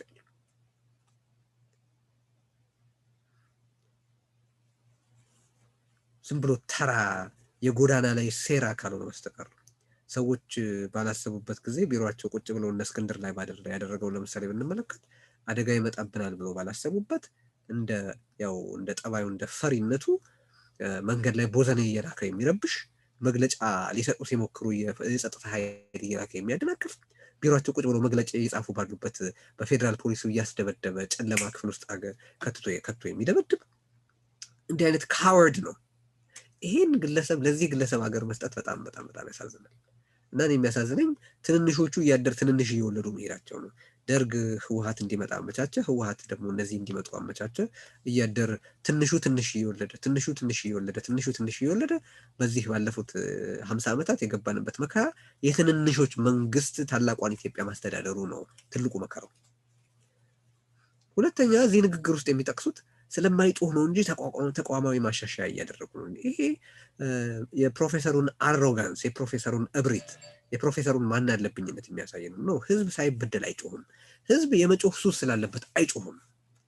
ስለማይጮህ ወዘተረፈ ነው። በህይወት የማይገለጥ በተግባር የማይገለጥ አሁን ሌላ ሶስተኛ ቻናል እንድንፈልግ እየጠየቁን ነው ፕሮፌሰሩ። ከአብይ ንግግርና ተግባር ውጪ ሌላ የጥንቆላ የመረዳት መንገድ ፈልጉ ይላሉ። መልሰው ደግሞ በንግግራቸው ላይ ወደፊት ስለሚሆኑ ሲጠየቁ ብዙ ነገር ሊሆን ይችላል ግን ነብይ ነኝ ብዬ ስለማላምን የሚሉበትን ክፍል አለ። አሁን እየጠየቁ ነው ያሉት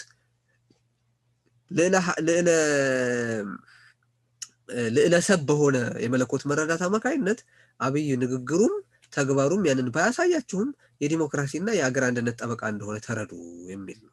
ስለማይጮህ ሲሉ በፌስቡክ፣ በትዊተር፣ በሌሎች መንገዶች የሚደረገውን መብት የማስከበር እንቅስቃሴ እንደ ተራ ጩኸት የመፈረጅ ተደጋጋሚ ድርጊታቸው አንድ አካል ነው። በነገራችን ላይ ሌላ የሚያነሱት ነገር አለ። ዘረኝነትና ተረኝነት መኖሩን አይቀበሉም። እንግዲህ ብልጽግናን የዲሞክራሲ አብይና በዙሪያ ያሉ ሰዎች ከዘረኝነትና ከተረኝነት ውጪ ናቸው ብለው ያቀረቡት ነገር ነው። ሌላው ደግሞ በሀገር አንድነት ላይ ያላቸውን አቋም ክሊር አድርገዋል የሚል ሐሳብ ነው። እኔ እስከሚገባኝ ከሆነ በፕሮፓጋንዳ ደረጃ ሁሉም ራሱን ቅዱስ እያደረገ ነው የሚስለው። ህወሓት ስልጣን ላይ በነበረበት ጊዜ አዲሲቷን ኢትዮጵያ መሰረትኩኝ፣ የኢትዮጵያ መድህን እኔ ነኝ፣ ኢትዮጵያን ልትፈርስ ከነበረበት ልትበታተን ከነበረበት ታደግኳት ወዘተረፈ እያለ በየግንቦት 20 ብቻ እኮ አይደለም እያንዳንዱ የዜና እወጃ ጊዜ በመጣ ቁጥር አንቀጽ የሚያሰለቹ ረዣዥም አንቀጽ በኢትዮጵያ በሚካሄደው የሀገርና የዲሞክራሲ ግንባታ ሂደት ውስጥ ወዘተረፈ እያለ አይደል የህዝብ ጆሮ ሲያደነቁር የከረመው። መቼ ነው ከመቼ ጀምሮ ነው ደግሞ ባለፉት 50 ዓመት የመንግስት ወሬ እንደ አንድ መንግስትን ለመደገፍ ምክንያት ሆኖ የሚቀርበው? እኔ እኮ ለዚህ ነው ይሄ ፖለቲካ የስክነት ሳይሆን የስግደት ነው።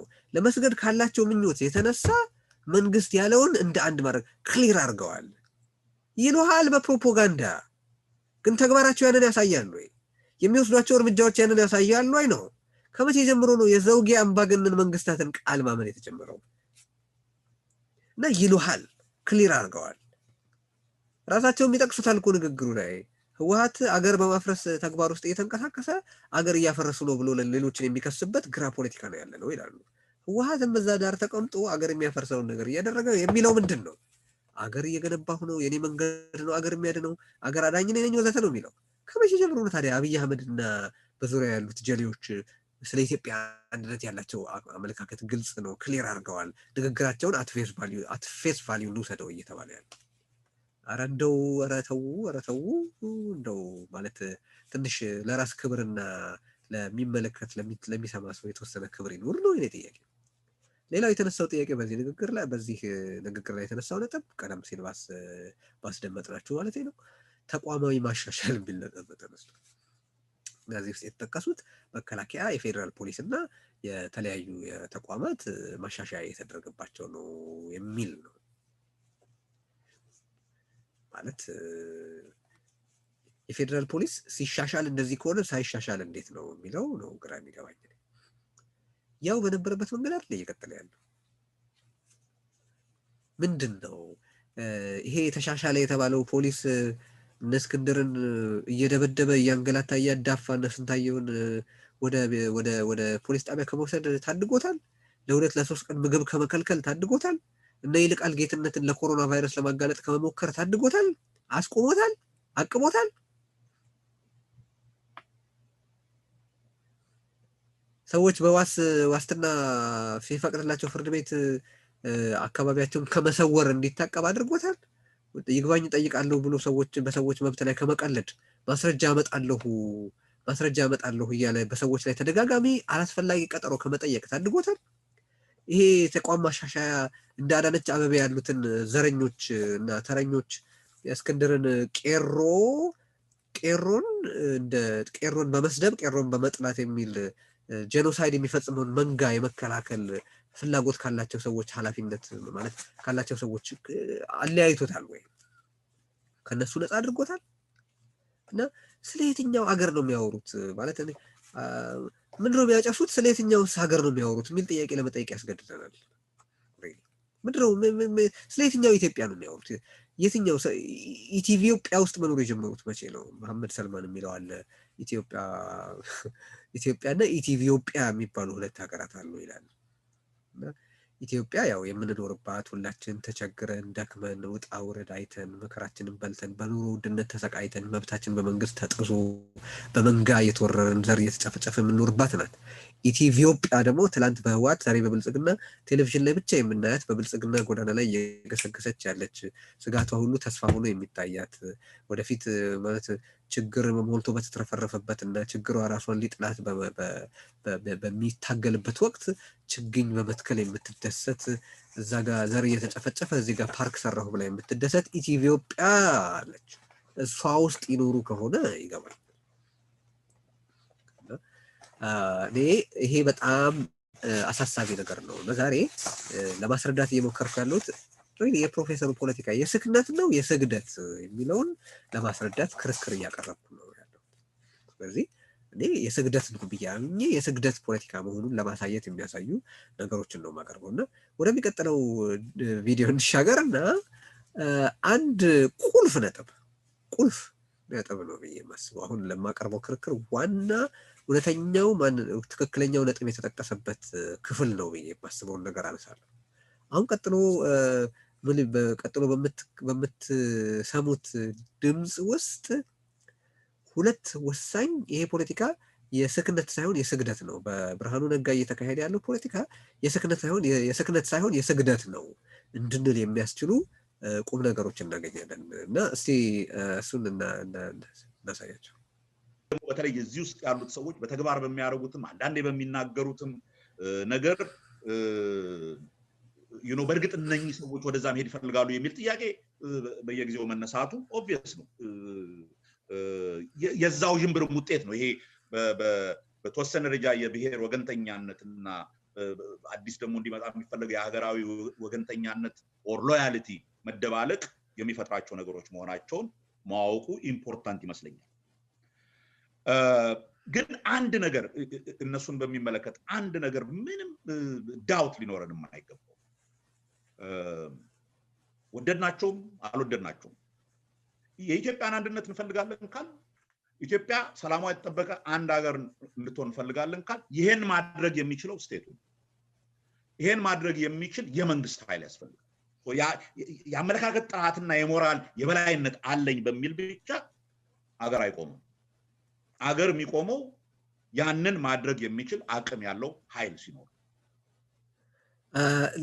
ይሄ በጣም ቁልፍ ነገር ነው። እንደገና እናጫውተው። እንደገና አንዳንዴ ደግሞ በተለይ እዚህ ውስጥ ያሉት ሰዎች በተግባር በሚያደርጉትም አንዳንዴ በሚናገሩትም ነገር በእርግጥ እነኚህ ሰዎች ወደዛ መሄድ ይፈልጋሉ የሚል ጥያቄ በየጊዜው መነሳቱ ኦብቪየስ ነው። የዛው ጅምብርም ውጤት ነው። ይሄ በተወሰነ ደረጃ የብሔር ወገንተኛነትና አዲስ ደግሞ እንዲመጣ የሚፈልገው የሀገራዊ ወገንተኛነት ኦር ሎያሊቲ መደባለቅ የሚፈጥራቸው ነገሮች መሆናቸውን ማወቁ ኢምፖርታንት ይመስለኛል። ግን አንድ ነገር እነሱን በሚመለከት አንድ ነገር ምንም ዳውት ሊኖረን የማይገባው ወደድናቸውም አልወደድናቸውም የኢትዮጵያን አንድነት እንፈልጋለን ካል ኢትዮጵያ ሰላሟ የተጠበቀ አንድ ሀገር እንድትሆን እንፈልጋለን ካል ይሄን ማድረግ የሚችለው ስቴቱ ይሄን ማድረግ የሚችል የመንግስት ኃይል ያስፈልጋል። የአመለካከት ጥራትና የሞራል የበላይነት አለኝ በሚል ብቻ ሀገር አይቆምም። ሀገር የሚቆመው ያንን ማድረግ የሚችል አቅም ያለው ኃይል ሲኖር። ፕሮፌሰሩ እዚህ ጋር እያሉ ያሉት በግልጽ ማየት እንደሚቻለው እያሉ ያሉት እነዚህ ሰዎች አንዳንዴ እንደው የብሔርተኝነት ለብሔርተኞች የሚጠቅም ተግባር ቢያከናውኑም ብሔርተኞቹ የሚያቀነቅኑትን ነገር ቢናገሩም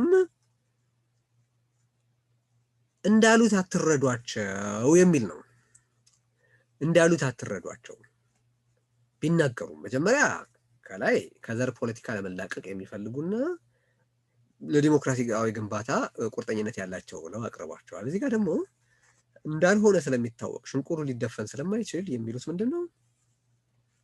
እንደው አንዳንዴ ለዘውጊዎቹ የሚጠቅም ተግባር ለዘውግ ፖለቲካ የሚረዳ ተግባር ሲፈጽሙ ብታያቸውም ያንን እስኪ ሎያሊቲያቸው ለብሔራቸው መሆኑን የሚያሳይ ንግግር ሲያደርጉ ብታያቸውም አይግረማችሁ ነው ያሉት።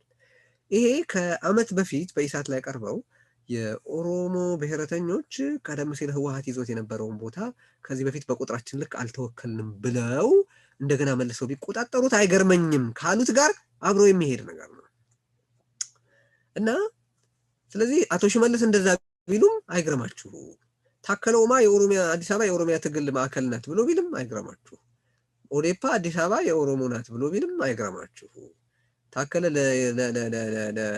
ለማይመለከታቸው ብሔር ተኮር የቤት እደላና ብሔር ተኮር የቤት ፈረሳ በዜጎች ላይ ቢያካሂድም አይግረማችሁ እያሉ ነው።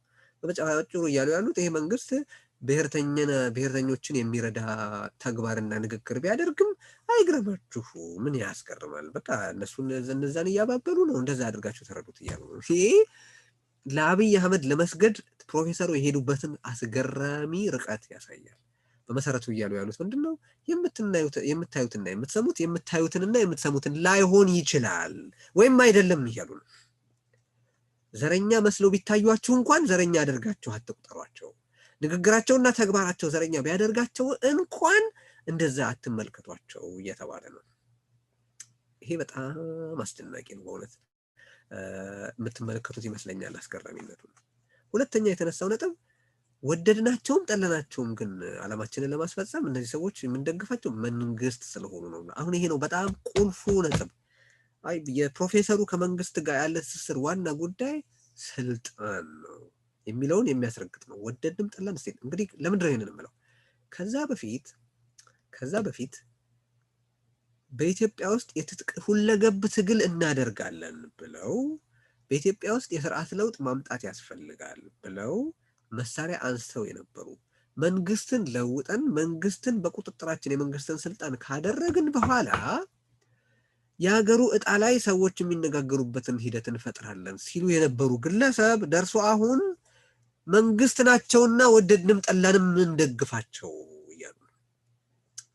ይሄ የሀገሪቱ የአንድነት ችግር ከ3 ዓመትም በፊት ከ4 ዓመትም በፊት ነበረ። በነገራችን ላይ እየፈነዳዳ ከመምጣቱና መገለጫዎቹ ከመበርከታቸው በስተቀር በየአመቱ በወጥነት አገሪቱ ወደ ህልውና አደጋ እየተንሸራተተች መጣለች።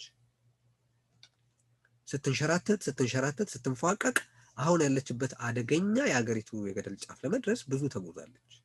ይሄ ክርክርማ ቢኖር ኖሮ ከዚህ በፊት ስልጣን ይዘው የነበሩ መንግስታት ላይም ተመሳሳይ ክርክር ተመሳሳይ ነገር ሊባል ይችላል ማለት ነው። መንግስት ናቸው ምንም ቢሆን ምን የመንግስት ኃይል ነው ብሎ መከራከር። ግን ግልጽ አድርገው ያሳዩን ነገር ምንድነው? እንውደዳቸው እንጥላቸው እነዚህ ሰዎች ጉልበት አላቸው ኃይል አላቸው እያሉ ነው። ስለዚህ ለኔ ፕሮፌሰሩ አንድም የሚያደርጉትን ነገር ዘረኛም ቢሆን የዘረኝነት ማሳያ አይደለም። እንደው ሎያሊቲያቸውን ለብሔራቸው የሚያሳይ እንዳሳዩ የሚያመለክት ነገር ሲያደርጉም ብትመለከቷቸው እንዲያደርጋችሁ አትረዷቸው ሲሉ ምን ያህል ተግባራቸውንና ንግግራቸውን እንኳን በማየት ሊቀበሉት ያልፈለጉትን የብልጽግናን ማንነት ያሳየኛል። ይሄ ደግሞ ስክነት አይደለም።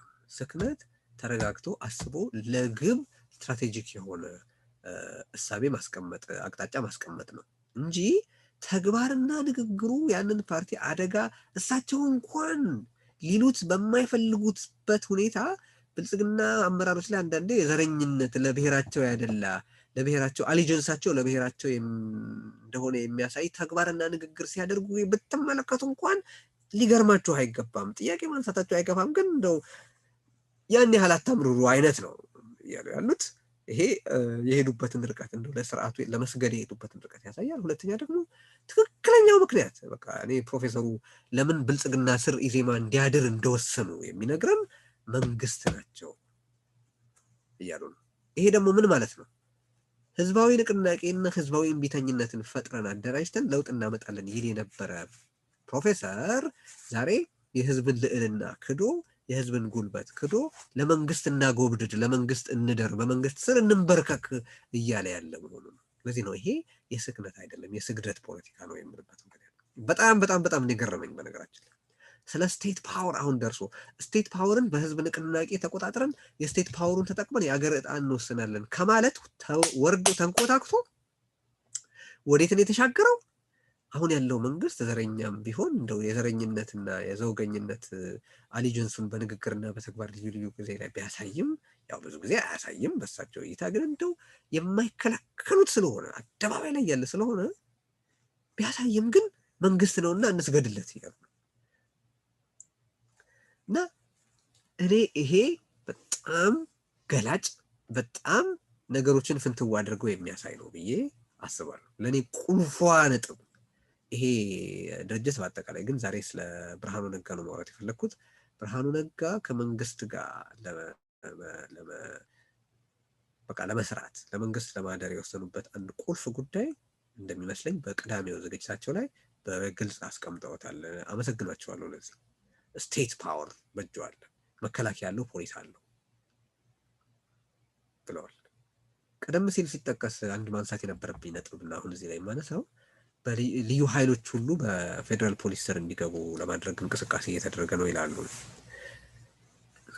እና ይሄ ልዩ ኃይልን በፌደራል መንግስት በፌደራል ፖሊስ ስር የማድረግ እንቅስቃሴ ያለው ፍላጎት አለው የሚሉት ቡድን የኦሮሚያ ልዩ ኃይልን ለ38ኛ ጊዜ እያሰለጠነ ነው። ሌላው ክልል ልዩ ኃይል እንዳያሰለጥን የሚፈልግ ብልጽግና የተባለ ፓርቲ በአቶ ሽመልስ አቅጣጫ ማለት መሪነት በአብይ አህመድ አቅጣጫ ሰጪነት እና በሽመልስ አብዲሳ አስፈጻሚነት ምን ያህል በመከላከያ ሰራዊት ቁመና ያለ ልዩ ኃይል እየገነባ እንደሆነ ይታወቃል። ለምን የኦሮሚያ ልዩ ኃይልን ማሰልጠንን ከማቋረጥ አይጀምርም የሚሉትን አይነት ልዩ ኃይሎችን እንደው በፌደራል ፖሊስ ስር ማድረግ ነው የተፈለገው የሚል ሐሳብ ካለው ለምን ታዲያ 31ኛ 32ኛ ዙር ልዩ ኃይልን እያሰለጠነ ይገኛል? ራሳቸው እኮ ሽመልስ አብዲሳ ሲናገሩ ልዩ ኃይሉን ገና እንገነባለን ገና እናሰለጥናለን ያሉት በኦሮሞ ብሮድካስቲንግ ኔትወርክ በኩል ነው። በርዕሰ መስተዳድርነት ስልጣናቸው እያደረጉ ያሉትን በሚገልጡበት ቃለ ምልልስ ወቅት ነው የጠቀሱት አይደለም እንዴ? ገና እንገነባለን ምክንያቱም ኦሮሚያንና ኦሮሞን የጠበቀው ልዩ ኃይሉ ነው።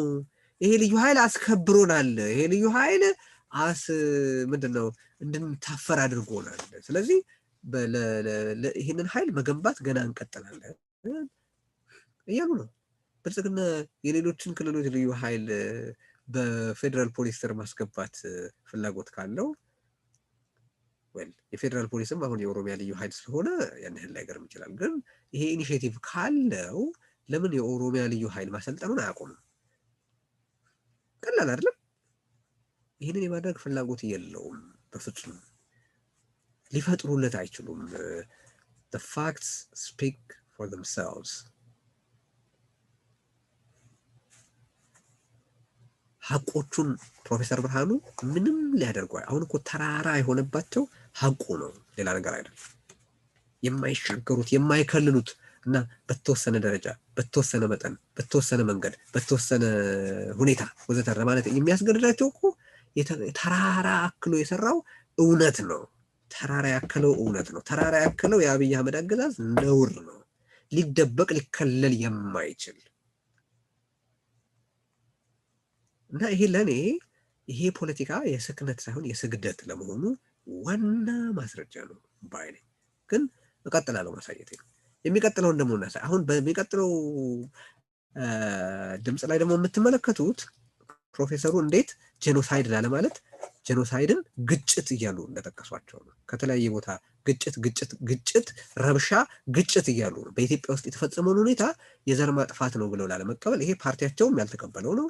አቶ የሸዋስም ኢዜማን ወክሎ መግለጫ በሚሰጥበት ወቅት በዚህም በዛም በኩል የሚጎዳው ኢትዮጵያዊ ነው የሚል በሁለት በኩል የተደረገ ግጭት አስመስሎ ቤታቸው ተቀምጠው የተገደሉትን ሰዎች ሰለባዎች እንደገና የመግደል አይነት የጄኖሳይድ ክህደት ፈጽሟል። አሁንም ፕሮፌሰሩ ያደረጉት ያንን ነው።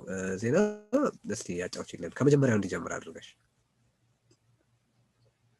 ፍርሃት ቆፈን ሙሉ ለሙሉ ስላልተላቀቀ እንደገና ይፈራል እና የሚጮሁ ኃይሎች እንደ ጉልበት ለመጠቀም የሚፈልጉ ኃይሎች ያስፈራሩታል። ከነኝ ጋር እንትን ከማድረግ አርፌ ብቀመጥ ይሻላል ብሎ የሚያስብ ግን በተለይ በቅርብ ጊዜ ባየናቸው ግጭቶች እነኚህ ግጭቶች በሚፈጠሩባቸው አካባቢዎች ያሉ እንኳን ብዙ ዜጎች ወጥተው ያሳዩት ነገር ይሄ ነው። ምንድነው የመጣብን ነው። አሁን በቅርብ ጊዜ በተደረገው ረብሻ የተያዙ ብዙ ወጣቶች እዛ ምርመራ ላይ የነበረ ሆዜ ነግረኝ ኪሳቸው 300 ብር 400 ብር ሁሉም ላይ ተገኝቷል። ተከፍሏቸው ነው ሂዱና ይሄን ነገር አድርጉ ተብሎ ነው። ቬሪ ኢዚ ገልብል የሆኑ ወጣቶችን ይዞ በተለይ ትንሽ ሳንቲም ሰጥቶ ወደ አደጋ ውስጥ መክተት እንደሚቻል በማህበረሰቡም ውስጥ ማየት ጀምረናል። እነኚህ ግጭቶች በተፈጠሩባቸው ቦታዎች ላይ ያሉ የህብረተሰብ ክፍሎች እንዴ ይሄ ነገር ለካ ሁላችንም ሊያጠፋ የሚችል ነው የሚል አመለካከት እያያዙ መምጣታቸው በጣም በጣም ኢምፖርታንት ይመስለኛል።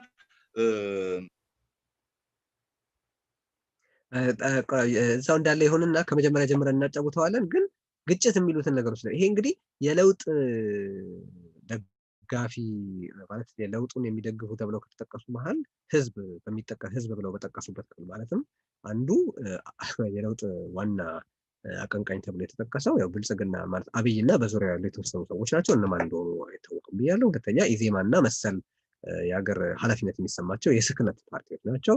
ሶስተኛ የሲቪክ ተቋማት እና ያው በእርግጥ ቢዳከሙም የሲቪክ ተቋማት ናቸው ብሎ የጠቀሷቸው ናቸው። አራተኛ ማህበረሰቡ በተጠቀሰበት ክፍል ላይ ነው። ግን ከተለያየ ቦታ ወስደን የምናሳያችሁ በተለያየ ቦታ እንዴት እንደሚታገላቸው ልብ ግጭት ለማለት ቤቱ ቁጭ ብሎ የተገደለን ሰው ቤቱ ቁጭ ብሎ በቤት የተቃጠለን ባሏ ፊት የተገደለችን ነፍሰ ጡር ነፍጠኛ ተብሎ አንድም የነገድ ውክልና አንድም የሃይማኖት ውክልና አንድም ደግሞ የአመለካከት ውክልና እንዲኖረው ተደርጎ ነፍጠኛ በነገድ ውክልናው አማራ፣ በሃይማኖት ውክልናው ኦርቶዶክስ፣ በአመለካከት ውክልናው ኢትዮጵያዊ ብሔረተኛ የሆነ ኢትዮጵያን የሚወድ ስለዚህ በነገዱ ያልተካተተው በሃይማኖቱ ይካተታል፣ በሃይማኖቱ ያልተካተተው ደግሞ በአመለካከቱ ይካተታል። እና ይሄ ሶስት ስለት ያለው ዘር ጨፍጫፊ የሆነ ብየና ተቀምጦ ዜጎች በቤታቸው ቁጭ ብለው ተቃጥለው በሞቱበት ይሄ በዜጎች ደም መቀለድ አይደለም ወይ?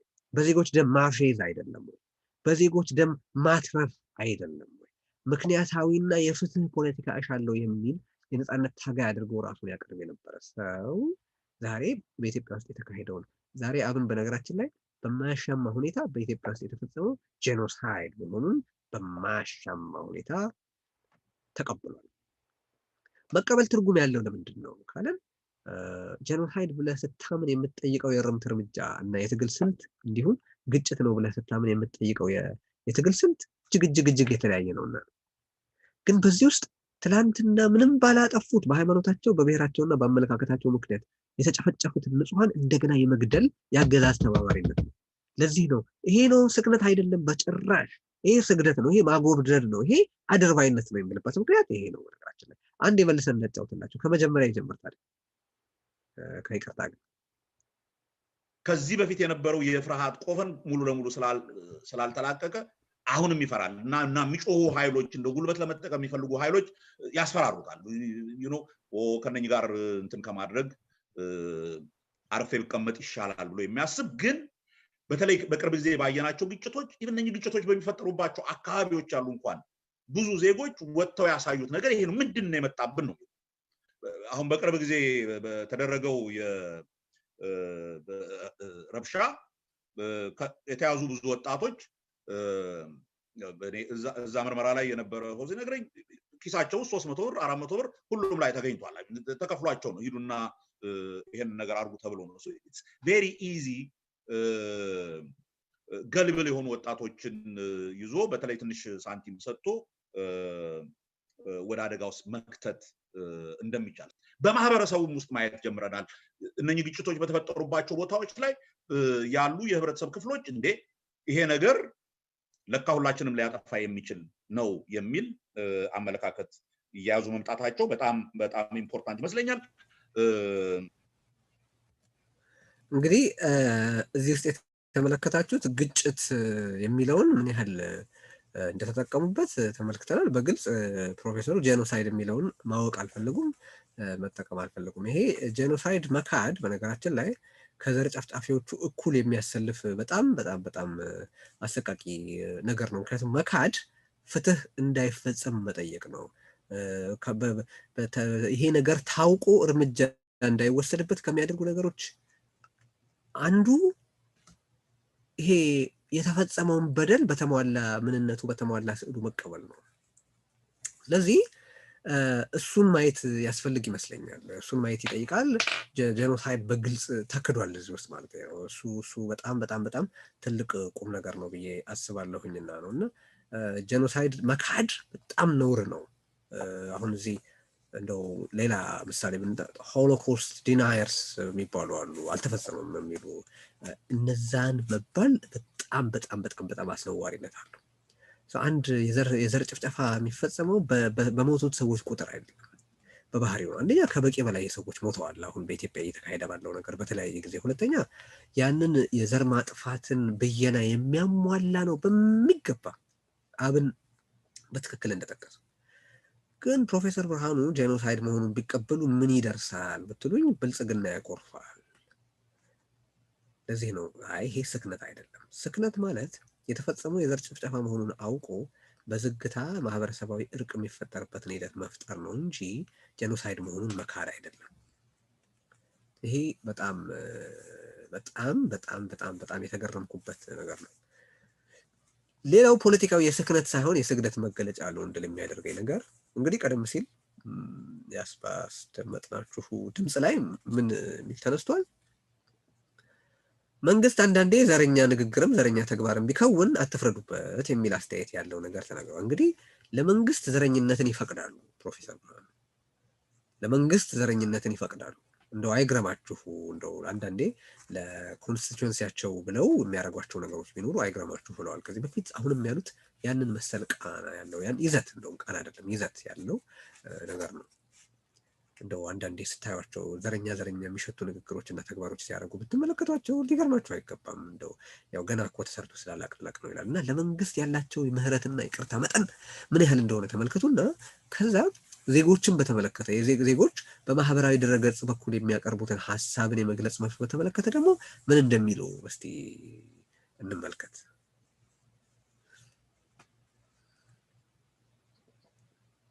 ይሄ ወደ ዴሞክራሲና ወደ ሀገር አንድነት የሚወስደው ሂደት የተደቀነበት ስጋት ያለንበትን ሁኔታ በቅጡ አለመረዳት የሚያመጣው ችግርና ኃላፊነት የማይሰማቸው የሚዲያ አካላት የሚፈጥሩት ጫና።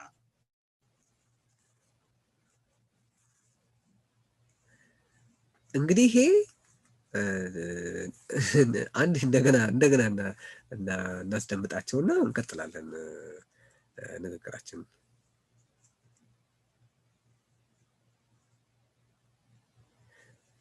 እሺ እንግዲህ አሁን እዚህ እንደተከታተላችሁት መንግስት ዘረኛ ቢሆንም አትፍረዱበት ያሉት ሰው ዜጎች ሀሳባቸውን ገለጡ በሚዲያ እና በማህበራዊ ድረገጽ ብለው ምን ያህል እንትን እንደሚሉ ተመልክታችኋል። እና ከተቻለ ዜና አንድ ጊዜ እንደገና እንስማ።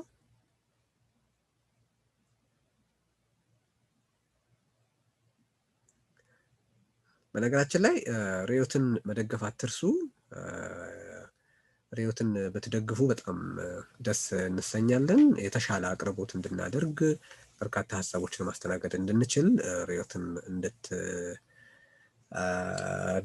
መጠየቅ እንወዳለን። በዩቲዩብ በኩል በሱፐር ቻት እና ሱፐር ስቲከር አማካኝነት ብትደግፉ ብዙ ስራዎችን ለመስራት ይረዳናል እና እሱን ማስታወስ እወዳለሁ። እሺ እንቀጥል። ይሄ ወደ ዴሞክራሲና ወደ ሀገር አንድነት የሚወስደው ሂደት የተደቀነበት ስጋት ያለንበትን ሁኔታ በቅጡ አለመረዳት የሚያመጣው ችግርና ኃላፊነት የማይሰማቸው የሚዲያ አካላት የሚፈጥሩት ጫና ይሄ በጣም በጣም አስገራሚ ነገር ነውና ለዚህ ሰዎች አገር የማፍረስ ችሎታ እጁ ላይ የሚገኘውን መንግስት ዘረኛ ቢሆንም ምንም አይደል ይላሉ። ግን ዋናው ሚዲያ ስራውን ባለመስራቱ ምክንያት መንግስት በአደባባይ ወጥቶ በሚሰራው የዘረኝነት ኮንቪንስ ኤንድ ኮንፊውዝ የሚል ስልት ቀርጾ የማደናገር ስራውን በፕሮፓጋንዳ ሲሰራ ዜጎች ባላቸው አቅም በፌስቡክም በሌሎች መንገዶችም የሚያቀርቡትን ተቃውሞና በተለያዩ አጀንዳውን አጀንዳ ባደረጉ የኢትዮጵያዊነትን አጀንዳ ባደረጉ መገናኛ ብዙሃን የሚቀርበውን ነገር ግን አገር አፍራሽ አድርገው ይጠቅሱታል። አገር ሐሳብ በመግለጽ አይደለም የምትፈርሰው፣ ሐሳብ የመግለጫ መንገድ በመጥፋቱ አፈና ስላለ ነው። አሁን የመገናኛ ብዙሃኑ ኦቨርሳይዝድ የሆነ ተጽዕኖ ያላቸው መንግስት አፋኝ ስለሆነ ነው። ሌላ ምንም ምክንያት የለውም። ሰላምና ደህንነትን ህግ አስከብሬ ግን የዜጎችን ነፃነት አስከብራለሁ የሚል ቢሆን ዜጎች ሐሳባቸውን ቅሬታቸውን በመንግስት ሚዲያ መግለጥ ቢችሉ መንግስት ከተረኝነቱና ከስግብግብ ዘረኝነቱ ቢታቀብ ነው የመገናኛ ብዙሃን ተጽዕኖ ይኖራል። ግን እንዲህ አሁን እሳቸውን በሚቆጠቁጣቸው ሊሆን አይችልም። አንድ ሁለተኛ ይሄ የጠቅላይ ሚኒስትሩን ተደጋጋሚ ቅሬታ የተዋሰ አምባገነን የማዋለድ አምባገነን እንዲከሰት የመርዳት ተግባር አድርጌ ነው የምመለከተው። ሁለት ሶስተኛ አሁን የፖለቲካ ፓርቲ ሳሉ ለሐሳብ ነፃነት ኮሚትድ ካይደሉ የሐሳብ ነፃነትን በማናቸው ሁኔታ ካልተከላከሉ ይሄ ማለት በግልጽ ተነስቶ እንትናን ግደል እንትናን አጥፋ የሚሉ ነውረኞችን አይመለከትም። እሱ በሐሳብ ነፃነት ውስጥ ሊካተት አይችልም። ኢንሳይትመንት ኦፍ ቫዮለንስ ነው እሱ። ምንም ክርክር ያለው ነገር አይደለም። ፕሮፌሰሩ ግን እየተናገሩ ያሉት ስለነሱ አይደለም፣ ስለ መንግስት ላይ የሚቀርብ ትችት ስለሚፈጥረው ጫና ነው። ለምን አገሪቱ አሁን ያለችበትን ሁኔታ ባለመረዳት የሚሉት ነገር አለ። ኖ አገሪቱ አሁን ያለችበትን ሁኔታ ያልተረዱትና ለአገዛዝ ያደሩት እርሶ ነው ፕሮፌሰር ብርሃኑ። ለሀገሬ ወይም ለሀገራችን ያለችበትን አሳሳቢ ሁኔታ በመረዳታችን በዚህ ህገ መንግስት ስር አገሪቱ አንድ ቀን ባደረች ቁጥር ስህተቷን የማስተካከል እድሏ እየረፈደ ስለሆነ ነው የምንጮኸው። በነገራችን እኛ የምንፈጥረው ጫና ካለ በጎ ነው። ዘረኝነትን የማጋለጥ ተረኝነትን የማጋለጥ ህዝብን ኢትዮጵያዊነት የማስታጠቅ ወደ ኢትዮጵያዊነት ከፍታ እንዲወጣ የማድረግ ከዘር ፖለቲካ ወጥቶ የጋራ ፈንታውንና ፍጻሜውን እንዲያስተካክል የማድረግ ነው። መንግስት ይህን ሊያደርግ አይፈልግም። መንግስትማ የሚዲያዎቹን የራሱ ፕሮፓጋንዳ መንሻና የአብይ አህመድ የሰብእና ደንገጡርነት ሚና ወስዶ ነው እየተጫወተ ያለው እና ለመንግስት ዘረኝነት የፈቀደ ፕሮፌሰር ለዜጎች ግን ሐሳብ የመግለጽ ነፃነት ይከለክላል። ለመንግስት ተረኝነትን ሊክድለት የፈቀደ ፕሮፌሰር ዜጎች ሐሳባቸው መግለጫቸው ይቆጠቁጠዋል። የዚህ ግን ምክንያት ምንድነው? ፖለቲካው የስክነት ሳይሆን የስግደት ስለሆነ ነው። ሌላው የኢትዮጵያ መዳኛን በተመለከተ የሚጠቅሰው ነገር አለ። ወደሚቀጥለው ድምጽ እንሻገር እና የሚቀጥለው ቪዲዮ ላይ የምናሳያችሁ የኢትዮጵያ መዳኛ አብይና አብይ አህመድ ነው የሚለው አነጋገር ነው። በዚህ እሱን እንመልከት። ለመፍጠር እድሉ አለን ኦር ልንጠቀምበት ምን አቅም የት ጋር ነው ያለው?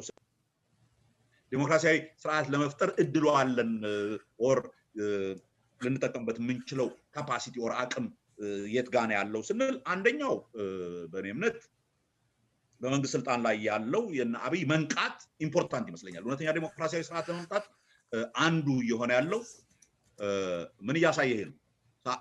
10 ደቂቃ ነው ያለኝ። እሺ የመንግስትን ስልጣን ከሞላ ጎደል የሚቆጣጠረው አካል በሀገር አንድነት ጉዳይ ላይ ጠንካራ አቋም አለው መሆኑ በጣም ትልቅ አቅም ነው የሀገር አንድነት እንትን ለማድረግ።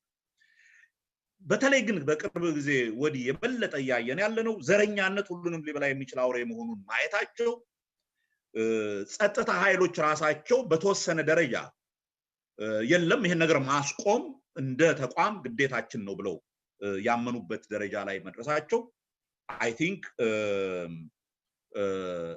ከዚህ በፊት ከነበረው በላይ ተቋማዊ ሪስፖንሲቢሊቲያቸው ምን እንደሆነ እየተረዱ ይሄ በተለይ በቅርብ የተፈጠረው ችግር አንዱ የፈጠረው ነገር እሱን ነው። ኢኔዌይ የተወሰነ መንቃት ነው የተፈጠረው።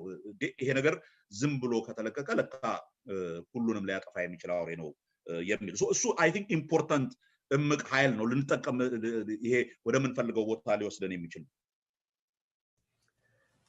አሁን ፕሮፌሰሩ የሚሉት አብይ አህመድና አገዛዙ ነቅተዋል የሚል ነው ክርክራቸው። የኔ ጥያቄ አንደኛ ነቅተዋል፣ ሁለተኛ ዘረኝነት አገሩን ሊበላ እንደደረሰ ተገንዝበዋል የሚል ነው። ስለዚህ በአንደኛው ልጀምርና አንደኛ አብይ ሲነቃ ምን አደረገ? አንደኛ ይሄ ንግግር ቀደም ሲል እንደጠቀስኩት አብይን የዲሞክራሲ ጠበቃ የሀገር አንድነት ዋስትና አድርጎ ያቀርባል። ለዚህም ምንም አይነት መሰረት የለም። ምንም አይነት የፕሮፌሰሩ ምኞት እና ቅዠት ካልሆነ በስተቀር ምንም ተጨባጭ ማስረጃ የለም። ሁለተኛ የእስከዛሬውን የመንግስት ኢንአክሽን የመንግስት ዝርክርክነት የመንግስት በዘረኝነት ምክንያት ሆን ብሎ ቀውሶች እንዲፈጠሩ መተውና በሌላ ቦታ ደግሞ የርዕዮተ ዓለም ግጭት ሲፈጠር ሲኖርበት በነ ባልደራስ በነ አብን ላይ የወሰደውን የመረረ እርምጃ ትዕግስት አስመስሎ ያቀርባል።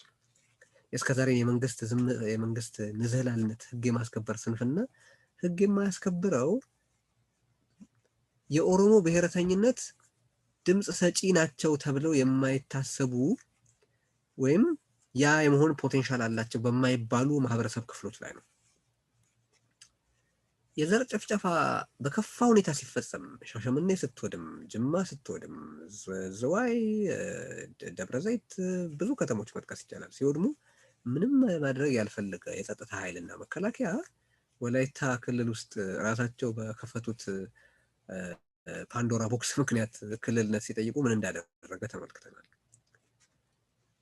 ሁሌ እንደምለው የአብይ አህመድ ህግ በማስከበር ሽፋን እርምጃ እንዲወስድ ከተፈለገ አንድ ቡድን ቢያንስ 2-3 መመዘኛዎችን ማሟላት አለበት። አንደኛ ከኋላ የሚያስከትለው መንጋ ሊኖረው አይገባም። ሁለተኛ እስከ አፍንጫው የታጠቀ መሆን የለበትም። እስከ አፍንጫው ከታጠቀ ወይም ከኋላ የሚያስከትለው መንጋ ካለ እና ዘውጊ ከሆነ በአብይ አህመድ መንግስት ዘንድ አይነካም። እነ ጀዋር መሐመድ ታስረው የለም ወይ የሚል ጥያቄ ሊነሳ ይችላል። መለስበታለሁ እሱን በቀጣዩ ነጥቤ ላይ እሱን በተመለከተ ያለኝን ነገር ግን ከነ ጀዋር መሐመድ በስልጣን በተፈጠረ ሽኩቻ ምክንያት ነው ያሰራቸው። እነ እስክንድር ነጋ አብይ ዛሬ ከስልጣን ይውረድ ስላሉ አይደለም የሁሉ እንግልት የደረሰባቸው፣ ግን በአብይ አህመድና በጀሌዎቹ አዲስ አበባ ላይ የታፈነውን ተረኝነትና ዘረኝነት በመሰረቱ መዋቅሩን ጭምር በመቃወማቸው ነው። በነገራችን ላይ ዛሬ ባልደራስ በጣም የሚያስደንቅ ጥያቄ አንስቷል። በጣም ላመሰግናቸው እወዳለሁ። የአዲስ አበባን የክልልነት ጥያቄ የራስ ገዝነት ጥያቄ ጠይቀዋል። ይሄ ወይ ህገ መንግስታዊ ማሻሻያ ጭምር የመጠየቅ ተግባር ነው በነገራችን ላይ እና የራሱን የህገ መንግስቱን ሽንቁር ተጠቅሞ ራሱን ህገ መንግስቱን ቀዶ መጣል በጣም ትክክለኛ ስልት ነው እና ብራቮ ለማለት ፈልጋለሁ። እሱን የተመለከተም ተከታታይ ዝግጅቶች እንሰራለን፣ የባልደራስ ሰዎችንም እናስገባለን ብለናል። ግን ይሄ የፕሮፌሰር ብርሃኑ ንግግር የመንግስትን የእስከዛሬ ዝርክርክነት ማለትም ይሄ እየመረጠ በአዲስ አበባዎች እና በአማራ ተብሎ በተከለለው ክልል ውስጥ ያለውን የተቃውሞ ፖለቲካ ለመድፈቅ የሚጠቀምበትን ሂደት ትተን በኦሮሚያ እና በሌሎች ቦታዎች ያለውን የኃይል ተግባር የዘር ጭፍጨፋ ዝም ያለበትን ተግባር ትዕግስት አስመስሎ የሚያቀርብ ተግባር ነው። ግን አብይ ሲነቃ ምን አደረገ ነው? አብይ ሲነቃ እሳቸው ባሉት መሰረት አብይ ሲነቃ እነ ጀዋርን በስልጣን ምክንያት እነ እስክንድር ደግሞ በርዕዮተ ዓለም ልዩነቱ ምክንያት በአምባገነኑ ምክንያት አሰረ። ስለነ ጀዋር ማውራት አልፈልግም እዚህ፣ ምክንያቱም ጀዋር መሐመድ ህግ የሚባል ነገር መኖሩን ሳይቀበል ይንቀሳቀስ የነበረ ስለሆነ ህግ መኖሩን ሳይቀበል ስለ መብት ሊጠይቅ ይችላል ብዬ ስለማላምን ነው። እስክንድር ነጋ ግን ህግ አክብሮ ፍጹም ሰላማዊ በሆነ መንገድ በአጠቃላይ በሰብአዊ መብት ድንጋጌውና በዚህ ህገ መንግስት ተብዬ ሰነድ ተረጋግጧል የተባለውን መብት በመጠቀም ነበር ሲንቀሳቀስ የነበረው። የታሰረው በአብይ አህመድ አምባገነንነትና ምናበ ትንሽነት ምክንያት፣ በአብይ አህመድ የተገለበጠ ቆዳ ምክንያት ነው። ማለትም የተገለበጠ ቆዳ የሆነ አንድ ነገር መቷችሁ ወይ ቆርጧችሁ የውስጠኛው ክፍል የተጋለጠ ሲሆን የቆዳችሁ ንፋስም ሲነካው የሚያማችሁ ነገር አለ አይደል? በዛ ልክ የሆነ ስሱነት ለትችት ያለው ስለሆነ አቶ ልደቱንም ያሰረው ይልቃል ጌትነትንም ያሰረው እነ እስክንድርን የሚያሰራቸው አንድም ፐርሰናሊ በግለሰብ ደረጃ አብይ ትችት መሸከም የማይችል ጫቅላ አእምሮ ስላለው ነው። ሁለተኛ የሚያስበውን አዲስ አበባ ላይ ማስፈን የሚፈልገውን ኢትዮጵያ ላይ ማስፈን የሚፈልገውን ዘረኝነትና ተረኝነት በግልጽ ወጥተው ስለሞገቱት ነው። እንደ ብርሃኑ ነጋ እንደ ፕሮፌሰር ብርሃኑ ነጋ ለእርሱ ተንበርክከው ጌታ ሆይ አዳኛችን አንተ ነህ ስላላሉ ነው ያሰራቸው። ስለዚህ ይሄ የነቅቷል አብይ እና የዘር ፖለቲካ እንደማይበጅ ተረድቷል የሚለው ምንም መሰረት የሌለው ነው። ይሄ ነገር ከተከሰተ በኋላ ነው እኮ ኦሮምኛ የአዲስ አበባ የስራ ቋንቋ ሳይሆን በፊት አዲስ አበባ ትምህርት ቢሮ በኦሮምኛና በአማርኛ ደብዳቤ እያተመ ማውጣት የጀመረው። ይሄ ግጭት ከተፈጠረ በኋላ አይደለም እንዴ? በነገራችን ላይ የገዳ ስርዓትን በተመለከተ ትምህርት ለመስጠት አዲስ አበባ ላይ እየተንቀሳቀሱ ያሉት እና ነቅተዋል። ሲነቁ ያደረጉት እነ እስክንድርን እነ ልደቱን እና ሌሎችን ማሰር ነው። እነ ጀዋርን ያሰሯቸው በስልጣን ሽኩቻ ምክንያት ነው ብያለሁ። ስለነሱ መናገር አልፈልግም። ሲነቁ ግን ያደረጉት እነ እስክንድርን ማሰር ነው። የአብይ መንቃት የእነ እስክንድርን መታሰር የሚያስከትል ከሆነ በነ ፕሮፌሰር ብርሃኑ ነጋ የእነ እስክንድር መታሰር የአብይ መንቃት ውጤት የሆነ ትክክለኛ ተግባር ተደርጎ ተወስዷል ማለት ነው። ግን ይሄ እንዲያ በፕሮፌሰሩ እንደሚታሰብ የበለጠ የሚያሳይ አንድ ተጨማሪ ነገር ልጨምር። በዚህ ውይይታችን ምናልባት የመጨረሻው ቪዲዮችን የመጨረሻው ክሊፕ የሚከተለው ነው። እስቲ እሱን እናሳያቸውና የፍትህ ስርዓቱን በተመለከተ የተነገረ ነው። ልብ በሉ። የፍትህ ስርዓቱን በተመለከተ የሚከተለው ተብሏል። አንዳንድ ተቋሞች ራሳቸውን አሰርት ማድረግ ጀምረዋል። ይሄ ኦልሶ በጣም ኢምፖርታንት። ታስታውሱ እንደሆነ በቅርብ በተፈጠረው ግጭት የኛን የስራ አስፈጻሚ አባል ሂሩትን ታስራ ነበር እና ሂሩትን ከስር ያወጣት ፍርድ ቤቶቹ የተሰጣቸውን ኃላፊነት በትክክል መውሰዳቸው። የዋስ መብት ጠብቀናል አሉ። የለም ብሎ ለመከልከል ወደ ከፍተኛ ፍርድ ቤት ተሄደ። ከፍተኛ ፍርድ ቤቱም ያቀረባችሁት ነገር በፍጹም ለእንትን የሚያበቃ አይደለም፣ ውጭ ሆና መከራከር ትችላለች። ይሄ ኢምፖርታንት በጣም አስፈላጊ ነው። እነኚህ ተቋሞች በሁለት እግራቸው ቆመው ኖ ማለት መቻላቸው መስራት መቻላቸው አይ ቲንክ ወደ ዴሞክራሲያዊ ስርዓት ለመሄድ የምናደርገውን እንትን ያግዛል ብዬ አስባለሁ። እንግዲህ ይሄ እውነት የስክነት ፖለቲካ ነው። አሁን ኢትዮጵያ ውስጥ ያለ ፍትህ ስርዓት እንደሚባለው አይነት የፍትህ ስርዓት እሳቸው የሚያወሩት የፍትህ ስርዓት ስላለ ነው ያየሆነው። ሂሩት የተለቀቀችው ፍርድ ቤቶቹ ጠንካራ ስለሆኑ ነው። ምንድነው እያሉ ያሉት ፕሮፌሰር ብርሃኑ ይህን በማለት ይህንን ንግግራቸውን ራሷ ታሳሪዋ ሂሩት አትደግፈውም። የፍትህ ስርዓቱ ምን ያህል የተብኳካ እንደሆነ ምን ያህል የቆሸሸ እንደሆነ እኔ ከዚህ በፊትም ታስሬያለሁ፣ ግን አሁን የታሰርኩበት ሁኔታ በጣም የከፋ ነው ብላ ተናግራለች። አንድ ሁለተኛ ሂሩት የተፈታችው የኢዜማ አባል ስለሆነች ነው። የተከሰሰችው ያው እነ እስክንድር በተከሰሱበት ጉዳይ ሆኖ ሳለ አሁን እንደሚገባኝ የታሰረችው እንዲሁ ፕሮፌሰሩ ለመናገር ያሰቡትን አይነት አረፍተ ነገር እንዲሰራ ለመርዳት ሴምብለንስ ኦፍ ጀስቲስ ለማሳየት ዝም ብሎ ፍትህ የሚመስል ነገር እኮ አለ ለማስባል ይመስላል። ግን ይህንን ፕሮፌሰሩ ማለታቸው ምን ማለት ነው ብንል አንደኛ በግልጽ የፍርድ ቤቱን ገመና ለመከለል ነው እየጣሩ ያሉት። ይሄ ማለት ምንም አይነት የብሔራዊ ደህንነት ስጋት በሌለበት፣ ምንም አይነት የሞራል ሁኔታን የሚቃረን ነገር በሌለበት ህገ መንግስቱ አንቀጽ 20 ላይ በተቀመጠው መሰረት ያንን የሚቃረን በሌለበት ሁኔታ ነው እነ እስክንድር ነጋ የዝግ ችሎት የተጠየቀባቸው፣ እነ እስክንድር ነጋ ከመጋረጃ ጀርባ ምስክር ይመስክሩ የተባለባቸው፣ እነ እስክንድር ነጋ በቃ በፍርድ ሂደት ውስጥ መካፈል አንፈልግም ሲሉ ፖሊስ አስገድዶ እያቀረባቸው ያለው በዚህ የፍትህ ስርዓት ነው። ዋስትና የተከለከሉት በዚህ የፍትህ ስርዓት ነው። ህገ መንግስቱ በፈቀደላቸው መሰረት የጻፉትን መጽሐፍ አቶ ልደቱ ላይ ክስ ሊመሰርት እየሞከረ ያለው አሁን ባለው የፍትህ ስርዓት ነው። ፍርድ ቤቶቹ ላይ ያለውን ድራማ እየተመለከትን ነው። ስለዚህ ምን እያሉ ነው? ሂሩት የተፈታችው በፍርድ ቤቱ ጥንካሬ እንደሆነ ሁሉ እነ እስክንድር ታስረው የቆዩት ደግሞ በወንጀላቸው ጥንካሬ ምክንያት ነው የሚል መልእክት ነው እያሻገሩ ያሉት።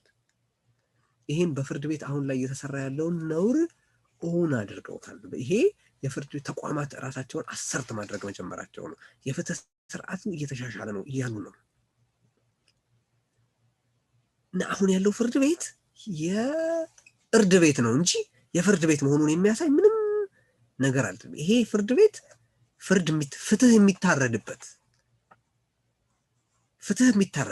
እንጂ የእርድ ቤት የምንለው ለዛ ካልሆነ ፍርድ ቤት የሚያስብለው ምን ነገር አለ? ካንገሩ ኮርት አይደለም እንዴ?